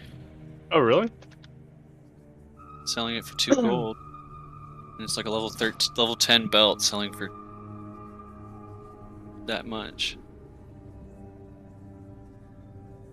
Yeah, I would put your stacks of wool in for like, just see what the lowest one is and undercut that. I will. And then I need to mail you. I need to mail you, or if are you getting on soon? Because if you get on, I can trade you the rings. Can I get on for like 20 minutes and then I have to get off? Well, let me. How about we? I mean, I'm like really about to do a big bunch of stuff for you to get you your defensive stance in level 30 real quick. Like you're almost like I just have to turn in some quests and you'll. Oh yeah, the one in the Barrens, the Durotar. Yeah. Yeah, I just haven't done that yet. So just give me a minute, cause I'm. Go for it. I'm literally just reading where... about how to level fishing and cooking at the same time.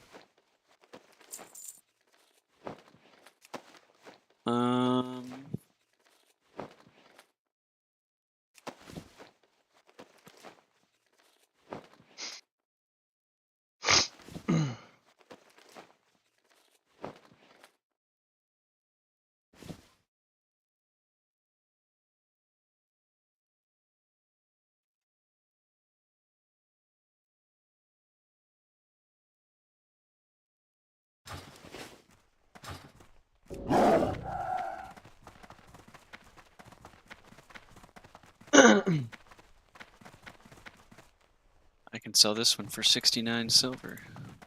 Ooh, nice. 69. Nice. It should be 69.99 in the bank there. Oh yeah. Undercity is the most confusing city to me. As far as like where to go. It is until you east, I guess, yeah. It's definitely my least favorite city. Yeah. I think it's really cool though, because it's a very like, cool idea, yeah. Because they do experiment. There's like humans in there, and there's like horde people like doing experiments on the humans and stuff. Yeah. It's like really goofy and weird. I dig it. My favorite. Well, all the names of the stuff, the apothecarium. Yeah. Yeah, I'll probably.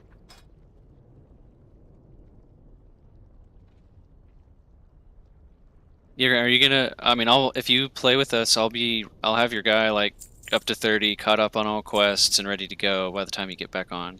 Okay. About to go to. Oh, I need to get out of Undercity. The only thing I don't like is that the flight path is like outside of, or like you have to go to Brill to like go to the. I mean, I guess Orgrimmar kind of does that too for the Zeppelin, but but it's just harder to crawl out of an underground city. It is. It takes a little while to get out of there. I'm learning how to level my fishing and cooking at the same time because that's like what a poor person has to do.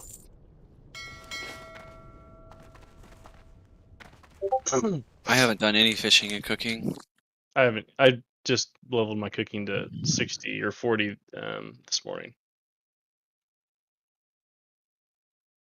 Oh, is that why you had all of that bread? Yes. I was like, he has like 80 stacks of level 1 bread. Yeah, no, that was me leveling my cooking this morning. That's what I did this morning. Let's smoke some weed at like 5:30 a.m. Made some coffee, took care of the ducks, and sat down with my. It's nice to like get on just for profession sometimes, I think. Oh, it's so nice. I love cooking and fishing.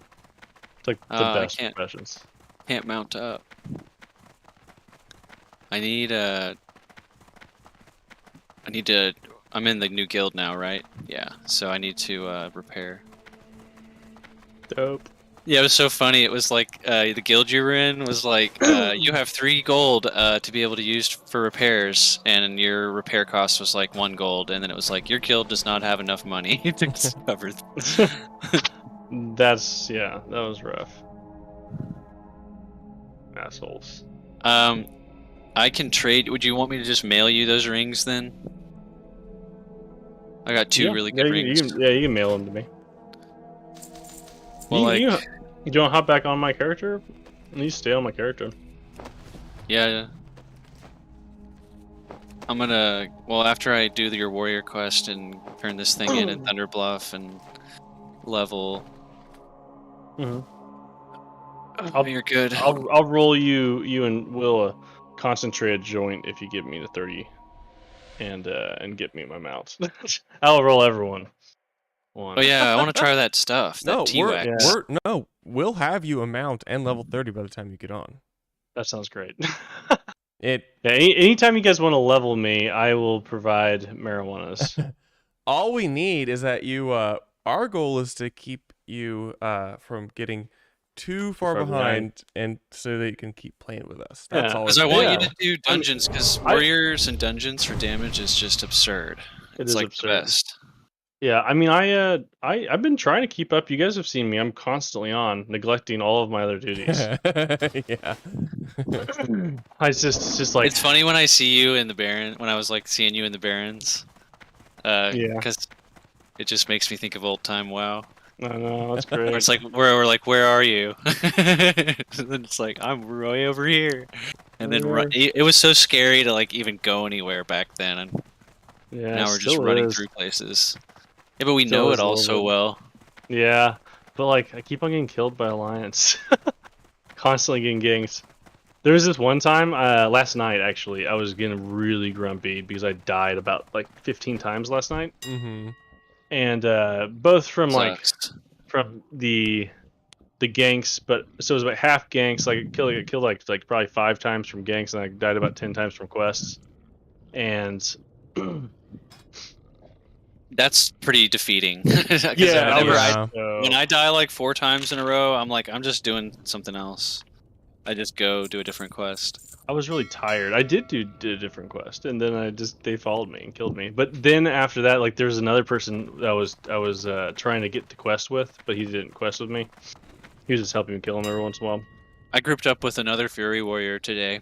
Hold on, Shelburne. So this guy got ganked with me, this paladin, and he's like, what was that guy's name? And then he reported him to his guild, and then like 10 horde come up and just murder him, like just like camp him. It was hilarious. Wild. I need to expand my desk to fit cat beds on the sides of the computer, so that and little computers for them. I think you just I think you need to get better at pushing the cats off. Pushing them away. Yeah, just knock them off. I do.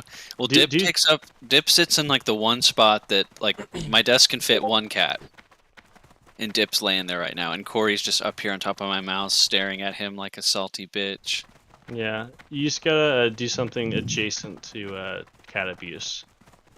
It's close, but not quite. Just Like, squeeze "Ah!" them really hard. No, just like move them back. What, Corey? You are trying to play WoW too? Yeah, Shelby, I'll roll you a concentrate joint. Grant, this is fun though. It's like nostalgia for me because it's like Isn't my it? old warrior. It's like the same thing. I did change your hotkeys up a little bit, but I didn't change your key bindings. I just moved your abilities around. I'm changing them dramatically soon anyway. I have a really good setup for you right now. Like it was super clean to play with. Shelby, I'm gonna roll you a concentrated joint right now for leveling me. Yay! I'll smoke it. I haven't smoked any flower in like over a week. Well, you're about to be retarded because this stuff We hit is the pin on the way home a few times, and I was like way too high. so stoned from like a really weak pin. Because I didn't smoke all week. Yeah, my tolerance has gone so much lower. Or Grimar. Alright. Time Yeah, to I haven't do... really. I really haven't smoked very much. I mean, I would say Doubt like it. me smoking regularly is probably as much as you guys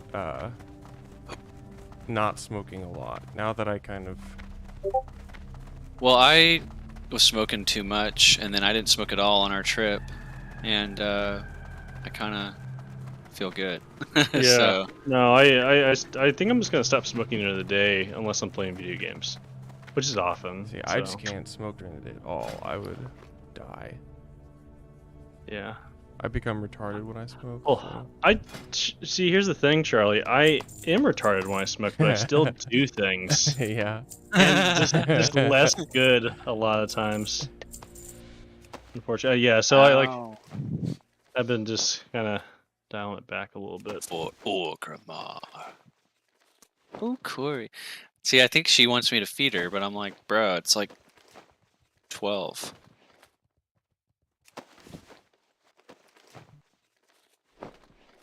Yeah, so I'm about to put like $3 worth of wax in here. Oh. Or it's not wax. It's actually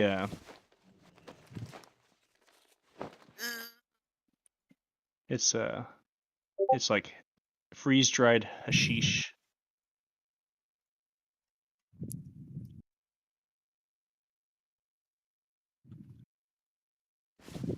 Drinking cum.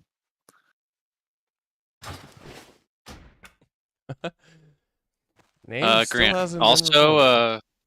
your tin, once you get to where you can mine tin, you can sell those for like a shit ton of money. Like you can Oh, sell really? tin for so much because it's like the hardest low level one to get, you know? It is really difficult. It's annoying. I didn't do that, but I noticed when I was checking the auction house, I was like, damn, tin, you can sell like for multiple gold.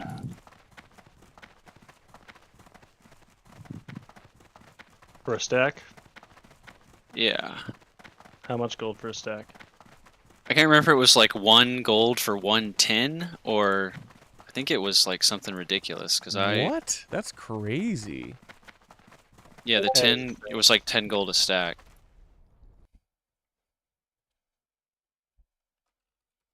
Oh, this is gonna be a crazy joint, Shelburne. Oh, nice. Are you nearby? Not really. I'm at my house. You know exactly where I am. Oh, yeah. Oh, yeah, because you're on Discord. Trying to get this quest. This shit's not dropping.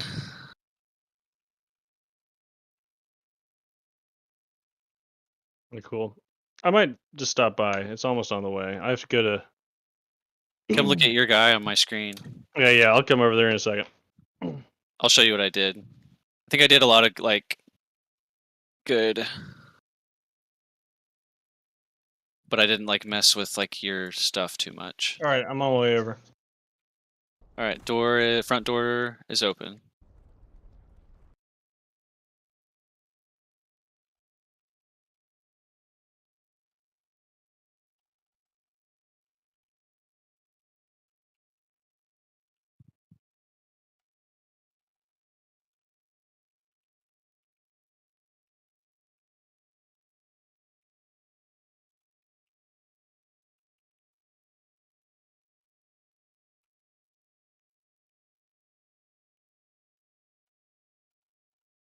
Do, do, do.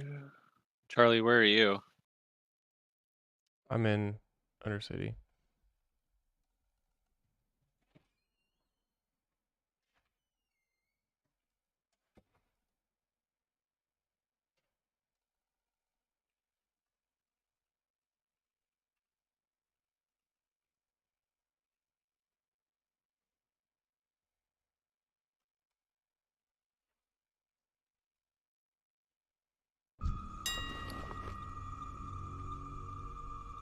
Don't mind me.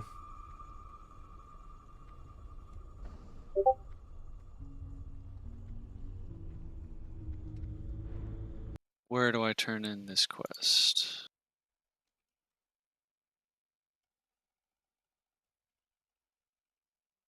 Barwatch post in the Barrens. Okay, so I need to go to Crossroads.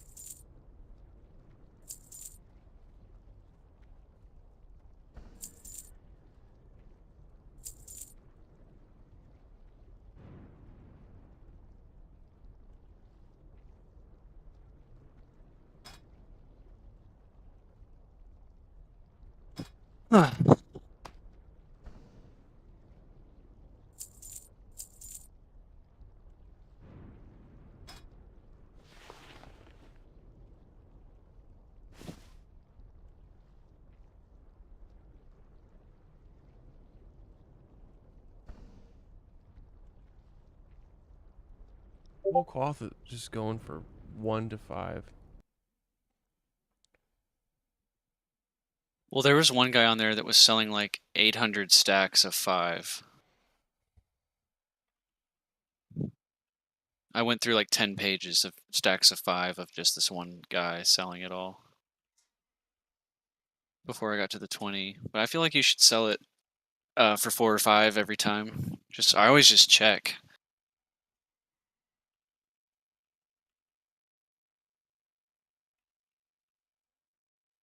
Yeah, I need to do a couple things for him. Smelt some ore, go to his trainer, do his quest, and then turn that one thing in Thunder Bluff.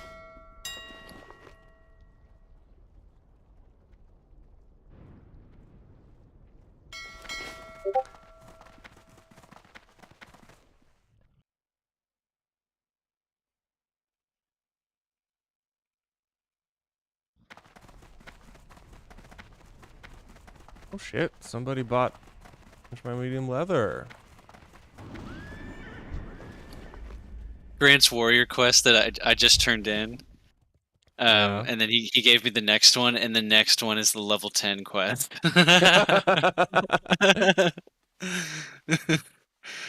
Oh. Where do we go to get the guild bank in the Undercity? It's by the banker in the middle, but it's on the wall. Like it's on the corners of their teller stand. Oh. Alright, got defensive. That is going to be huge because it literally decreases damage taken by 10%. Which is a massive reduction. With the numbers at low levels, too.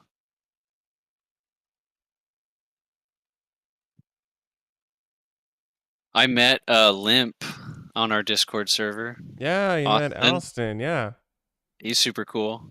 Yeah.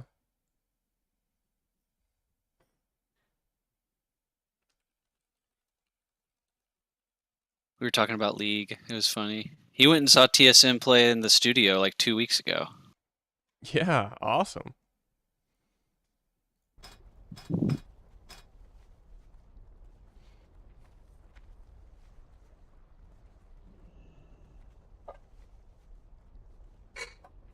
$7,000 XP, so I need probably like 2 more quests. Or 1 more.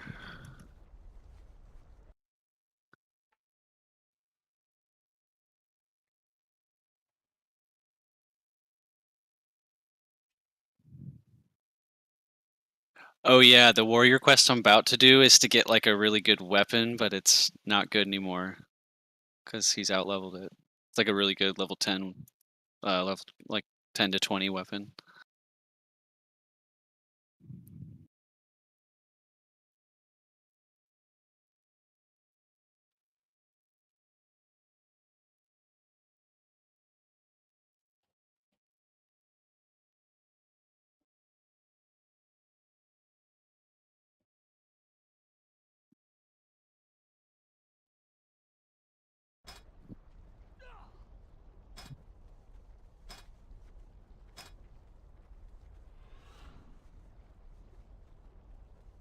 Mage leveling is just it's so crazy to watch a mage solo leveling because they'll literally aggro like 5 guys, kill them all before they even reach them.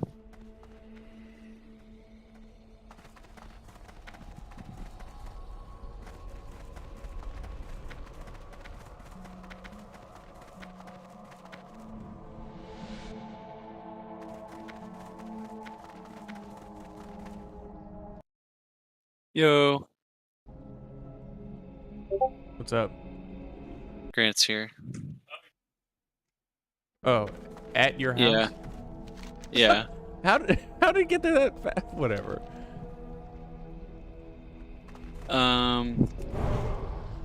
Whoa.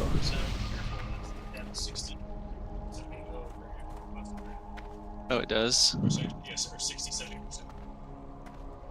So, you're really close, and I'm about to go turn in like 2 quests and level you. And gotta repair because you have some broken stuff, but now our guild will repair it for us. They do. It's because you have that weird little chain vest on. That's actually really good. It gives so much strength. But you need more. Your pants are really bad. Level 7 pants. We'll get you some more pants, but well, are you gonna play? Because we'll be 30.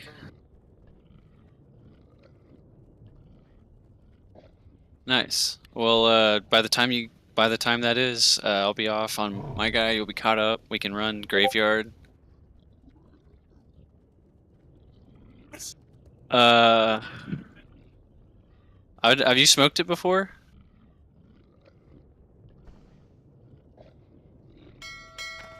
Oh shit. He's big. Look at him. He's big boy. Okay, Dip. Where's Corey? Oh, yeah. Let her smell you. Just let her smell until she's done, and she'll like you. She's like, it smells like the stuff my dad smokes.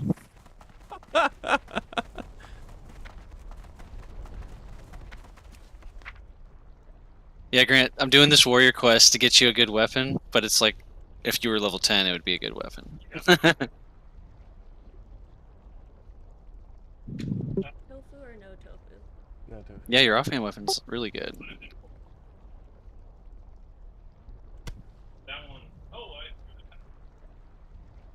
12.3, but what does this quest get you? 7.6. But you got defensive stance, so 10% damage reduction. And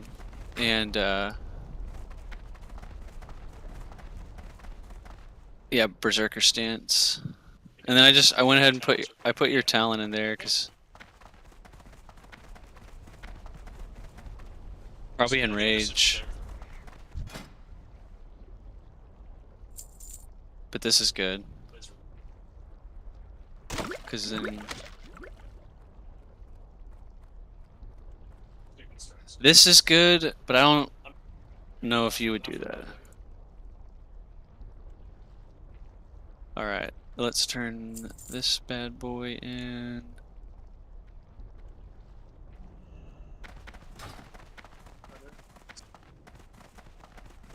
Alright, we'll see you on the rift.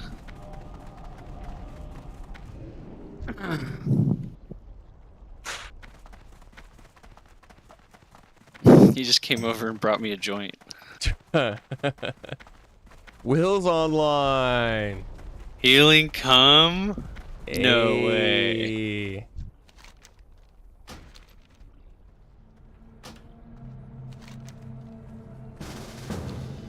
So where do I need to go? I'm going to Thunder Bluff, and then he's going to be so close. Like, he's not going to level off the Thunder Bluff quest, but he's going to be like 2k away.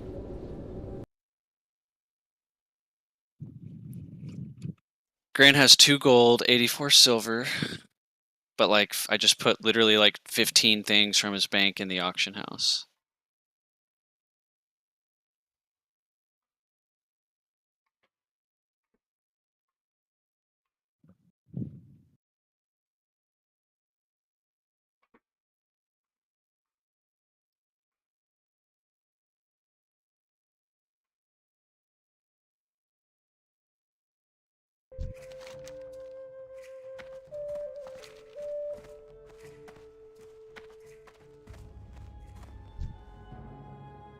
Dude, this rogue has some wild ass stuff on him.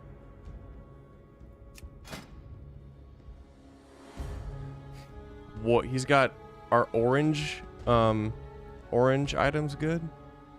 Yeah. Are Those purple are, or orange purple or orange items better?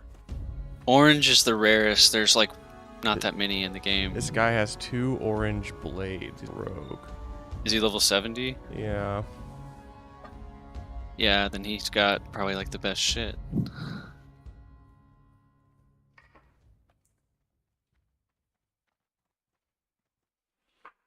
$109 DPS swords. That's like the best combat warrior, fury warrior stuff. Combat rogue, fury warrior. Will's DC'd. This guy has all purple everything. This might be the most kitted out rogue I've ever seen.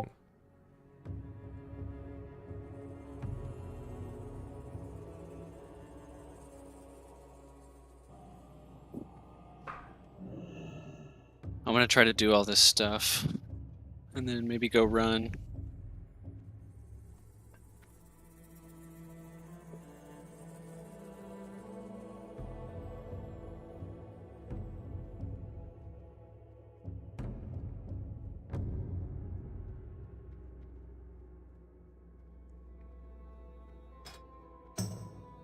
Oh, sorry, Corey.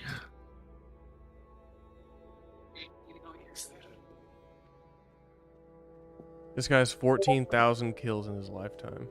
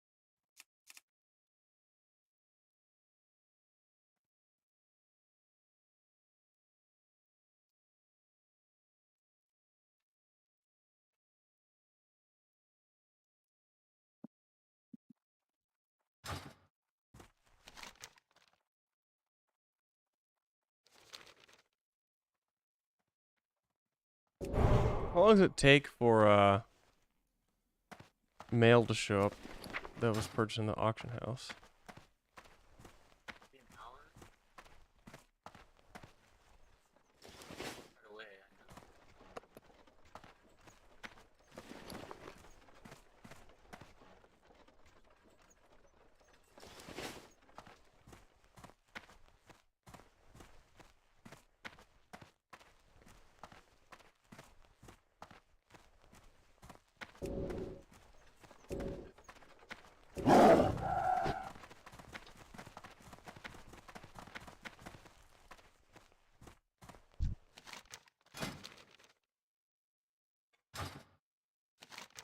He's 1 bar away from leveling. Damn.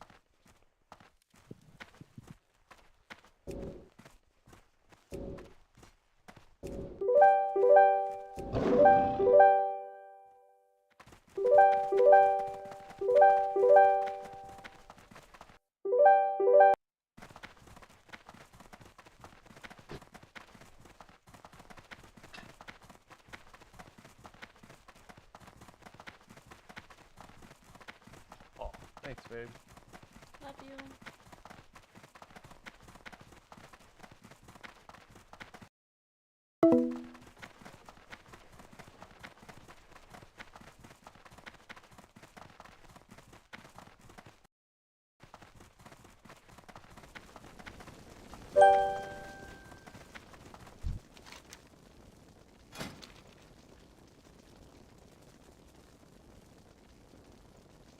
What other quests can I? When we look at the last, I don't know, 2 years, one of the Uh, things that sticks I know, out I'm gonna be around the eating central for a sec. bank is that the Federal Reserve was holding interest rates artificially low at 0%. And they also were conducting quantitative easing, even though inflation in the summer of 2021 got over 5%, and by the end of the year was over 7%. What is the importance of realizing in hindsight that that probably was a mistake? Is it something that you can kind of ascribe a level of severity in terms of the problem we're experiencing now?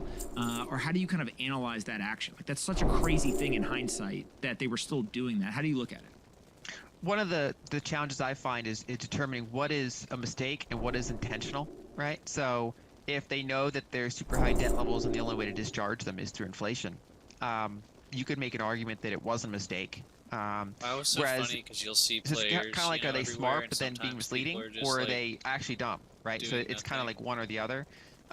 There was a BlackRock paper written in 2019 before the pandemic, and it was like, you know, the next downturn, monetary policy is not going to be enough because interest rates are so low and debts are so high. So we're going to have to do significant fiscal stimulus, but that can be inflationary and drive rates up. So they're going to have to keep rates low through monetary policy. So you're going to have coordination between fiscal and monetary policy. But then the challenge is that can cause runaway inflation. So that's going to be managed very carefully. So they actually kind of laid out the whole playbook ahead of time, and of course they didn't predict a pandemic, but so it's kind of even bigger than that paper would have suggested. But we actually followed that playbook almost step by step in terms of watching what these policymakers are doing. And so, you know, I think that they certainly overdid it. I think even in their view, I think part of the original one, they wanted to let it run hot for my first reason, that they wanted to burn some debt away. But I didn't think that they thought it would get this hot this quickly. And I think if they did, they probably would have done certain things differently. And I think it's because a lot of their models are just not great. I don't think they're looking at oil capex, the real world supply side stuff. And I also don't think they're making a great distinction between broad money supply and base money supply as its impact on inflation. I just think that a lot of their models are out of date, and that the models are kind of bureaucratic. I mean, they're these large institutions, a lot of academic input. And I don't think they have like the rapid learning effect that you see more in like the business world. When we think about this inflation, I want to talk about two specific contributions. So we're talking about the data and how they didn't think that inflation would get this hot this quickly. The first one is what I'll call kind of external events. So obviously the pandemic is one that you mentioned. There's also been supply chain disruptions that have kind of come in the wake of that. There's been geopolitical conflict with Russia's invasion of Ukraine. How do you anticipate them, either trying to see these events coming, to analyze them in real time? Like, how much of an impact do these external events have on changing their policy? Or is it something where they just have their policy, they're going to execute their plan, and although these things happen, they don't really either pay attention or they end up not actually being willing to change the plan regardless of what happens externally? I think these external things eventually change their plan, especially as expressed through markets. And so the Fed has to kind of put out fires as they come. And so these events kind of, end up showing up in markets, which then ends up having to be the things that the Fed has to respond to. So, for example, they, in 2019, I bet none of them expected what they'd be doing in 2020 at the scale they were doing it at. And so they had to, they had an emergency meeting in March 2020, and they were kind of changing their plan because the treasury market broke, which I don't think was on their 2019 bingo cards. Things like what we're seeing geopolitically, it's challenging because it's like it becomes self-referential. Usually, the problems like when you have long-term debt cycles blowing up and then you have more inflationary periods, that leads to more discontent and more geopolitical struggle, which then leads to more inflation. And so it's kind of that vicious cycle. That's generally what you see in these periods. And so one leads to the other and one leads back to itself. And when it comes to, for example, what we're seeing in say, Ukraine, Europe's energy prices, so natural gas prices in Europe, which if anyone has looked at them, they look like a Weimar chart. It's a horrifying price chart, as compared to what we're experiencing in the United States in terms of energy prices. So no, natural gas prices soared, but that happened in late 2021. They were already encountering challenges with that, and then the whole Russian invasion just added more problems on top of that. It didn't create the problem initially; it just added layers of additional risks and insecurity and additional volatility and inflation on top of what was already, a physical. He has so constraint in much terms of bag natural space, it's gas crazy. and other things that were happening there. And so I think that's going to be the theme of the 2020s is basically problems feeding back on making the problems even worse.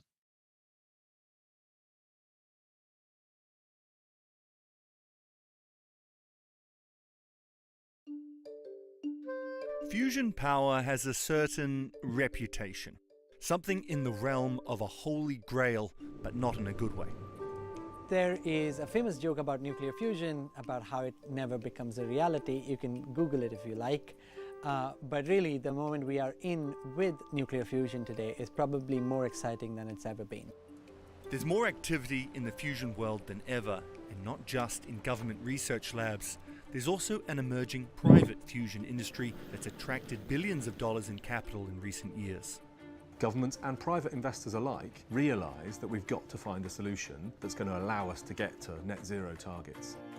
This is one of the hardest but most rewarding problems that humanity could work on. Ultimately, we all want the same thing. We want someone to put electricity on the grid from a fusion power station as quickly as possible. Frankly, the scale of the challenge, 3,000 gigawatts of fossil fuel to replace. There's not many things that can do that. In fact, there may only be fusion that can really do that. Coming tomorrow. And while many in the scientific community predict fusion power will take Boom, decades, someone bought some in his the private axe for fusion 4 space gold. believe we'll get there in just feel a like to few cancel it. You years, can cancel as it soon next- as the for next 2030s. There's a lot of money Cancel going what? into these Nothing, companies, sorry. and it's Having, very like, 4 interesting and conversations. exciting. There are some I really love, and some I would rather laugh about. The world is desperately searching.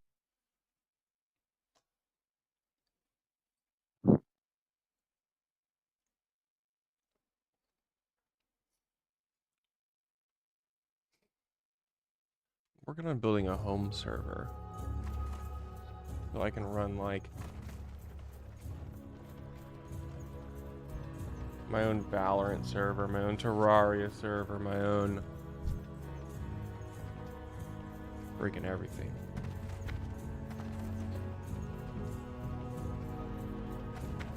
Well, I'm out of gold now. At 40 silver. What happened to all your gold?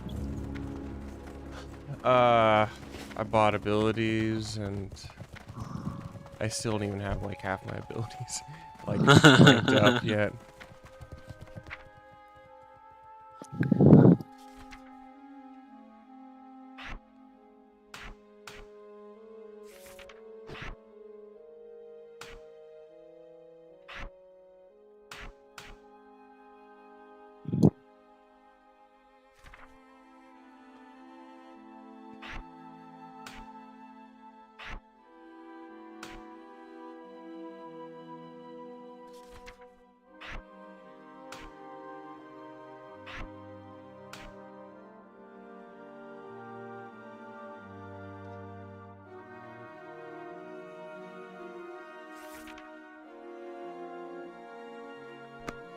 So what's weird is like the animal abilities for druids automatically rank up. That is weird. I always have to replace. So like you'll shapeshift and they'll already be leveled or ranked up. Yeah, and also I think it's really dumb that all your other abilities don't automatically rank up. I know. I'm always having to look and be like, what did I buy? Yeah, it should be the other way around where you can downgrade it manually.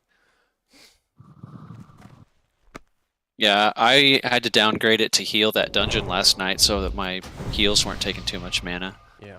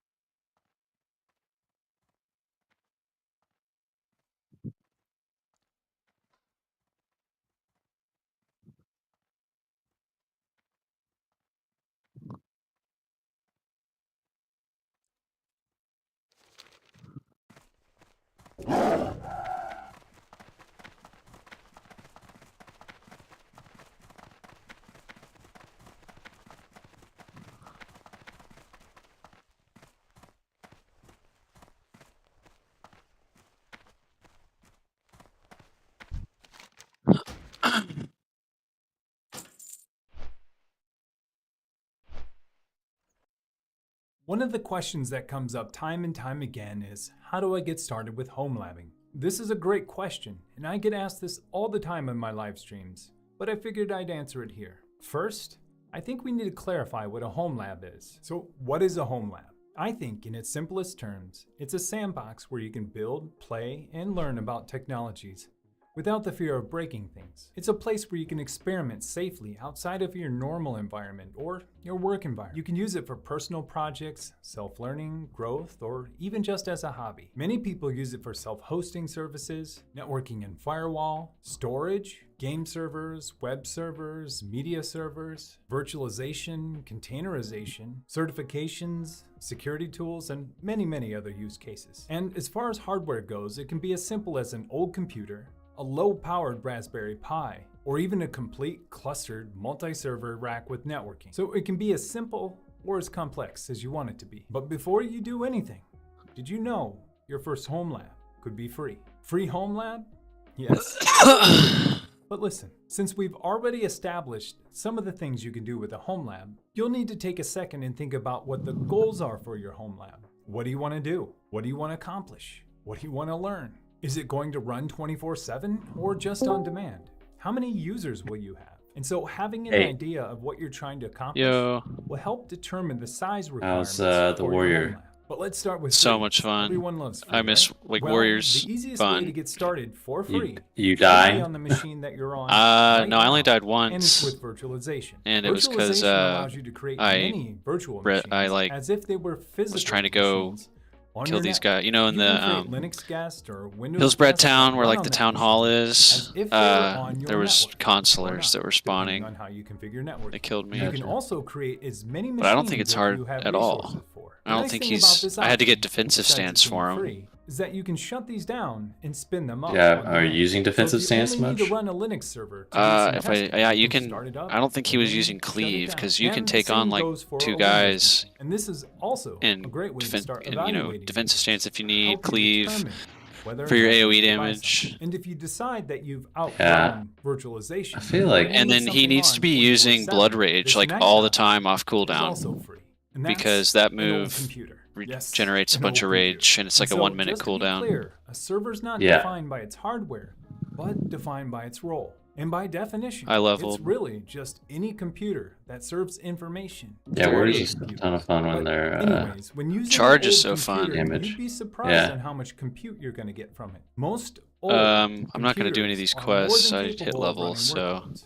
and you'd be surprised at what people are giving away for free. The average computer lifespan is about 5 years, and a 5-year-old computer can run quite a bit.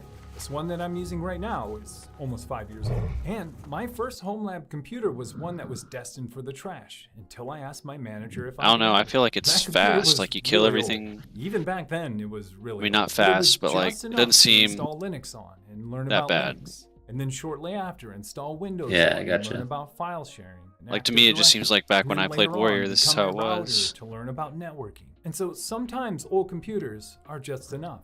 And if it weren't for that one, I may not have a home lab today. So try not to rule out old computers. And while we're on the old computer topic, we may as well touch on the next one. And that's upgrading your current PC and then using. He also had like as 15 a home low-level lab. greens The in reason his why I bank tell most people to do this is because that I you get just two listed on the benefits. auction One, house. you get to upgrade the machine you use. Oh, nice. Now the he'll most. have gold. This one. And Yeah, two, if all that you sells, he'll a get like 20 dedicated gold. computer for a home lab. This is a Plus, pretty good but value if you're on the he fence listed about his building wool out for a like home lab, double what because he you should get all of have. the tech and performance gains Oh, what did he on list the his machine wool you use for? the most, while 10. setting aside your old 10. one as a new home lab machine. And then, if you decide that this isn't for you, you have the option to sell Alright, going or to the donate warrior them trainer, see to what someone who needs it. abilities. And the reason why I recommend get. this one the most is because it's a great value. And speaking of great value, the next one I often recommend is a Raspberry Pi. Raspberry Pis keep getting better and better.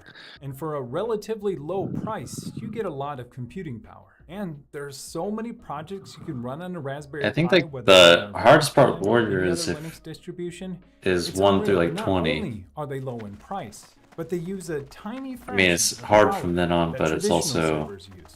if you're like a With normal less spec, Raspberry Pis are a great not way to get prot, started with home labs, and I highly recommend can level on them. your If one own day pretty you decide you decently. need some more compute, or Yeah, you this don't want seems a home fine. lab anymore, you can repurpose that I mean, I've been Raspberry doing Pi like to Green a Quest million too, but projects. so I've been I kind have of a just few in like my environment right now. the So quest he one was Raspberry dying on a Pi ton was the now I've repurposed it to Seder an quest. LED panel back there. And another Well, yeah, even I Pi had Zero is still trouble in with my that environment. one. Yeah, I didn't even do that one Critical because like task. And if you're I interested, finished it, but I'll only have some links because in the description below of I prices went that back were at like great. level And so 30 now and did we're it. jumping from one of the Yeah. smallest, lowest price devices. I just don't even want to deal one with of the it. most powerful, biggest devices. And that's a dedicated rack mount server. And there are quite a few options here, so let me break this down. First of all, your server can be consumer grade hardware and convert it to a server by putting it inside of a rack mount case. This will allow you to rack mount that server just like any other server or networking equipment. I can get. in a rack. I have And rings this is for a him great that'll be option good. If you have an old PC that you Like want I it have to fit the nicely in silver a rack might with ring your that other does like strength and and this is stamina something now. I still do today. One of my servers is actually I can give him 2 of 10 those, PCs ago. and that'll It's almost 8 years better old, his and I stuff. breathed new life into it by converting it to a server and putting it inside of a rack mount case. And these type of PC conversion servers work great for general purpose workloads. So for things like game servers, web servers, Kubernetes, Docker,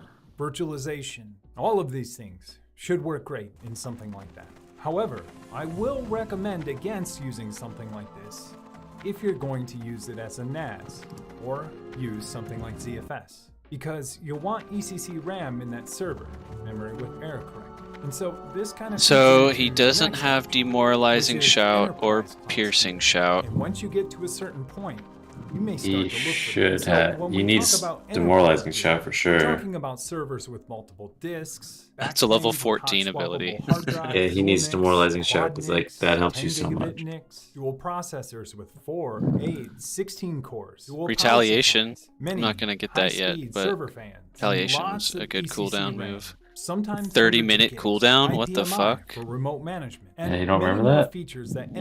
enterprises use to ensure that their Okay, services yep. continue to run. In a server like this, you could have lots of virtual machines running, each with lots of RAM, lots of CPUs, and lots of disk space. Should I get and if Slam? you end up going this route, you're gonna get a lot of compute. And I don't really think so. Slam's like one of those abilities to use if you have like tons of rage, and he doesn't have. more than you're looking for. I was having constantly like a ton of rage. Really good Okay. value. I don't know if how you he buy had a these rage things problem, refurbished. but Because rage is all, or enterprises slam are also is a dedicated cast to this unless you every put day. talents in They're it. looking for bigger, Yeah. I'm not gonna do that. I'm not a big fan of Slam unless it's the talent at a one. reasonable price. And so Or I arms. have used enterprise gear.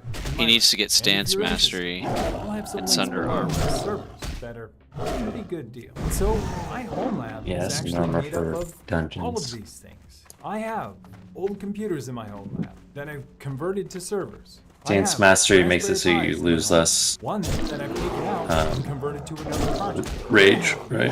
Enterprise. Yeah. And some barebone servers. And this is part of the joy of Wish you having could a home. skin, It'll grow and change other as your druids. needs grow and change. You'll start to mix.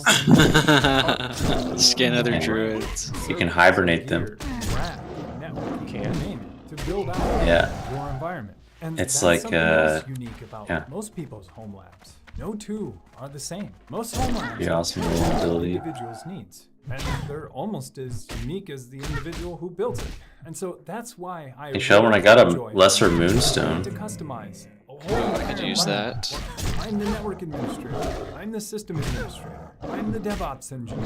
I'm the software engineer. I'm the cloud engineer. In my own personal environment, without the fear of destroying. He should be pretty good. I mean, he has 30 silver now, but I didn't even buy everything. Possibilities are really endless. And I'm curious to know what you end up building. How you end up using these servers. And I'm Yeah, curious demoralizing what shot's your really environment good. looks like. So let me know in the comments below. And if you found anything helpful, don't forget to like and subscribe. Thanks for watching. Appreciate it. Welcome to the channel. Just chatting right now about Charlie, you're 34. Yep. Nice.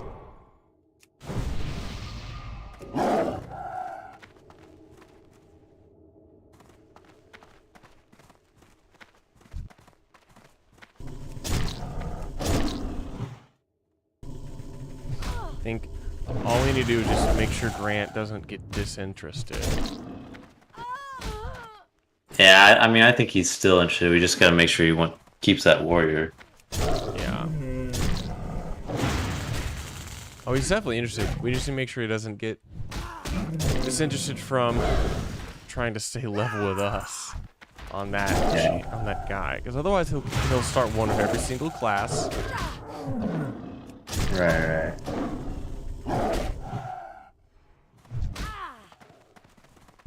I'm gonna make Grant some elixirs of defense. I just sent him 2 rings of silver might.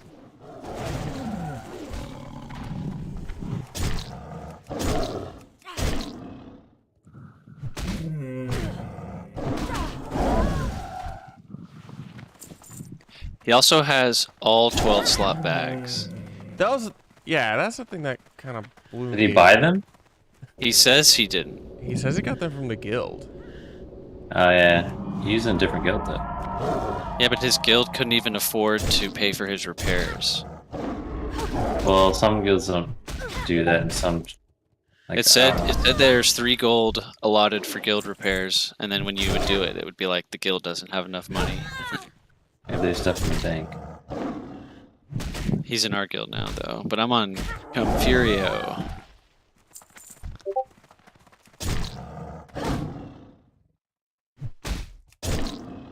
I got a big bag from our bank. 10 slot. I have 1 10 slot and 3 6.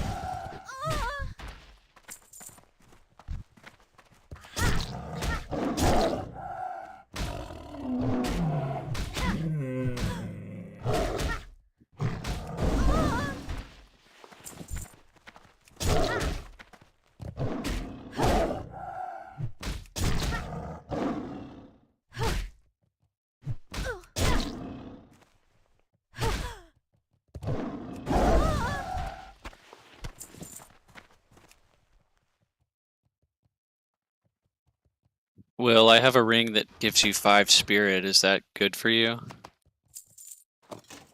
Gold. Yeah, it's not really noticeably better. I mean, it's maybe a little better, but not enough to sin.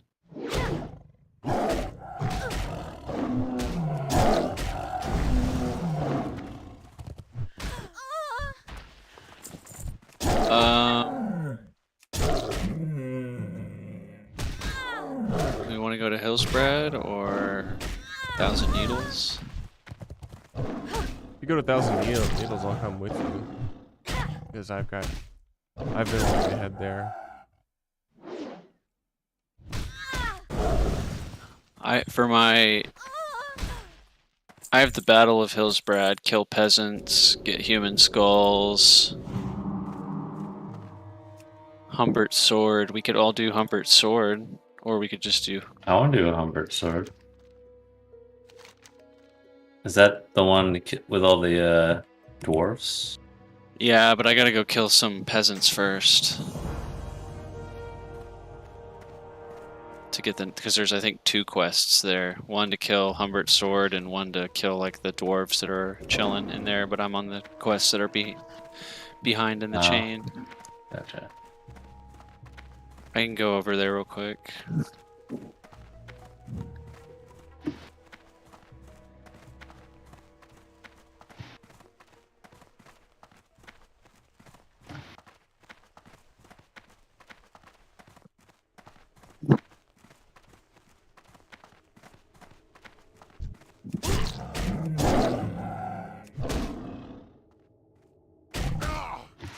I can do like one little outing of quests and then I want to go run so that I can be on when everybody gets on at 3. Oh, that's when Grant's getting on? Yeah. And he said he's playing from 3 until forever. Nice. I gotta go do some stuff then. Soon. Yeah, I mean, I need to run, but I need to drink water as well.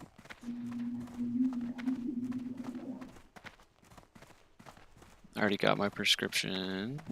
Yeah, I'll go. I'm gonna go to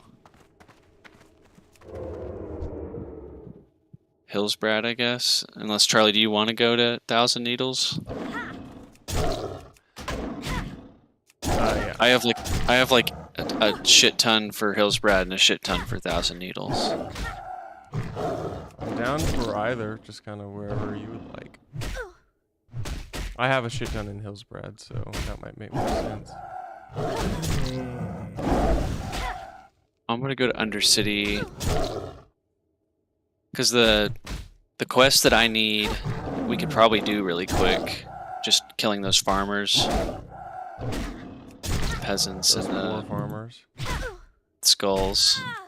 Because once you turn in the skull quest, you get the one to go kill the dwarves where Humbert's sword is, and we can do 2 quests at once.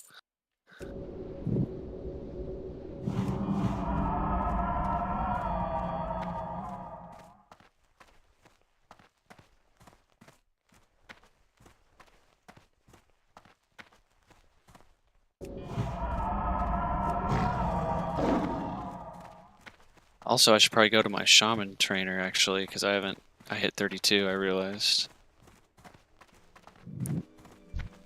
Is there a shaman trainer in Undercity? I don't think so.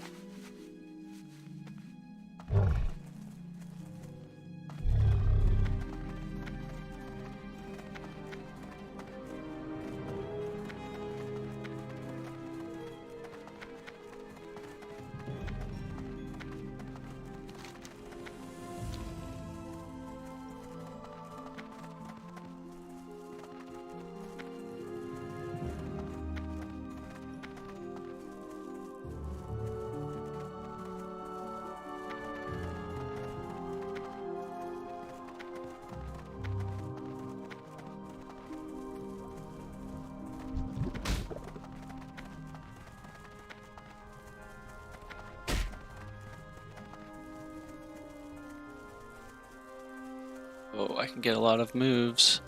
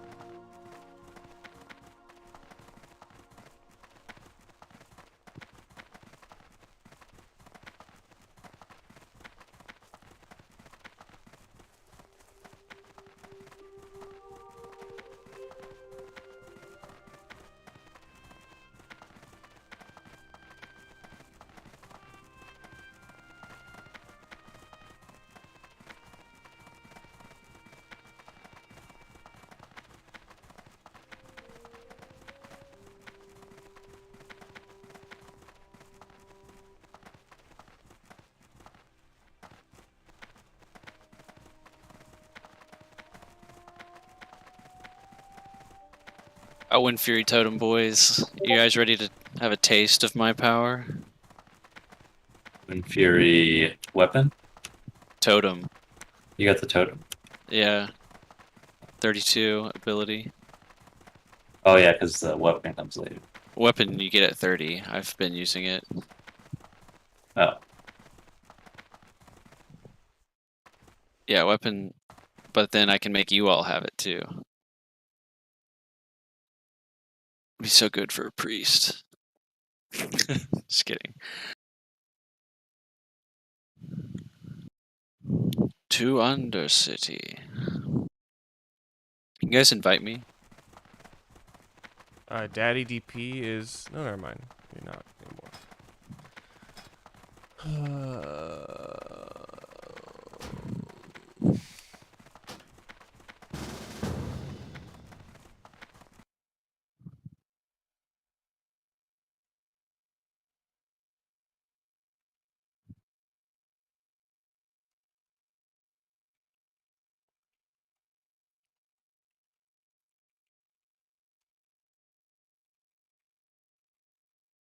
Oh no, this server's going horde. Our server's going horde? Yeah. What does that mean? That means when we started it, it was 48% alliance. Like 52%. Or wait. Yeah, no, 52% horde. It's gone like up 1 or 2% horde in the last year. Yeah. Or But that's maybe- like, it's just compounds, so it's kind of lost now. Are y'all going to Undercity or should I go to Feralis or Thousand Needles or whatever? Because what continent are you on, Charlie? Sorry, hold on, I'm typing another thing. What did you say? Are you in Kalimdor or Undercity area? What's Kalimdor? Is that one of the continents? Oh.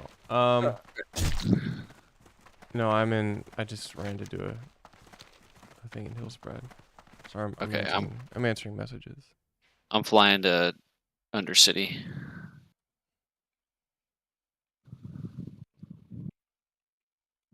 Wind Fury Totem.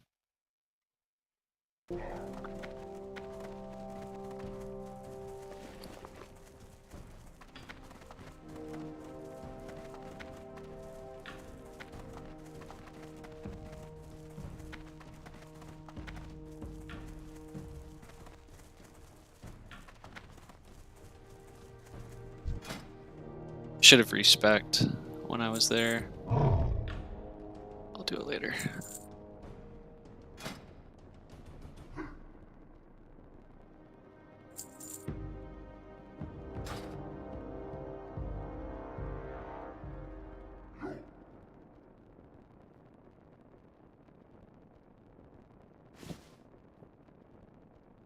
I don't know if I can fix my computer. It's blue screen of death.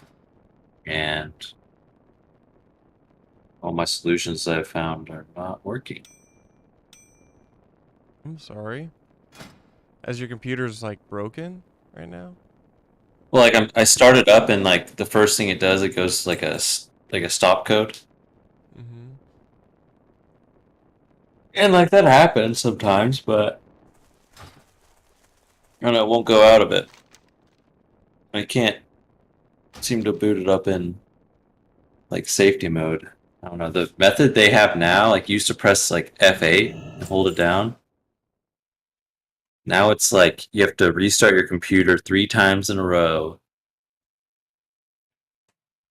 But I don't know. It's not working for me.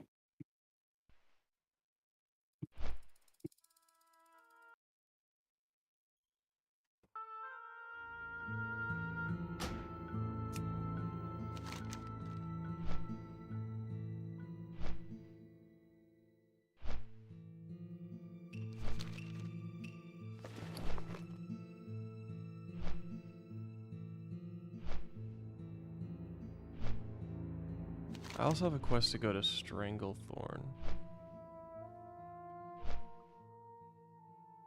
Which we're almost... I'm already kind of about to level out of some of the first level quests on Stranglethorn.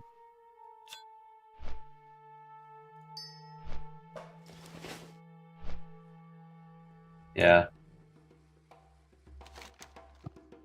True.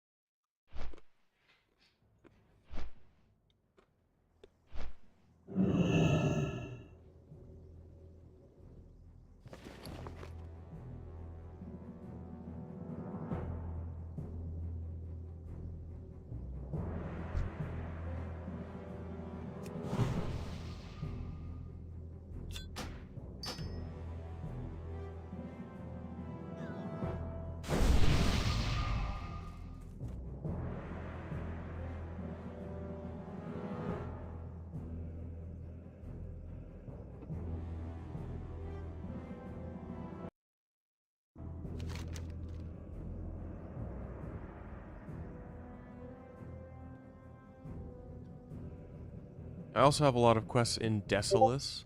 It's over there.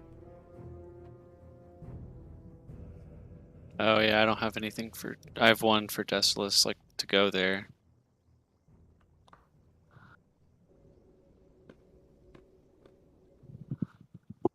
Desolus kind of sucks though.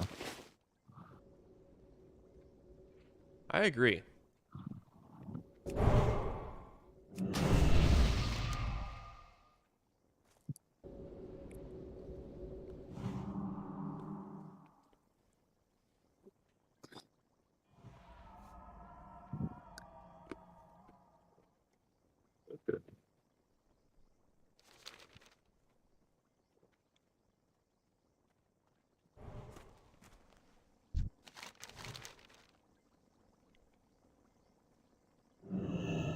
Alright, so should I go run now and then get on in a little bit? Or Yeah, I'm gonna have to go here. Okay. Yeah. I'm flying to Tauren Mill and then I'll be there. Yeah. Just ping us when you get back on. Sounds good. I'm gonna log off too.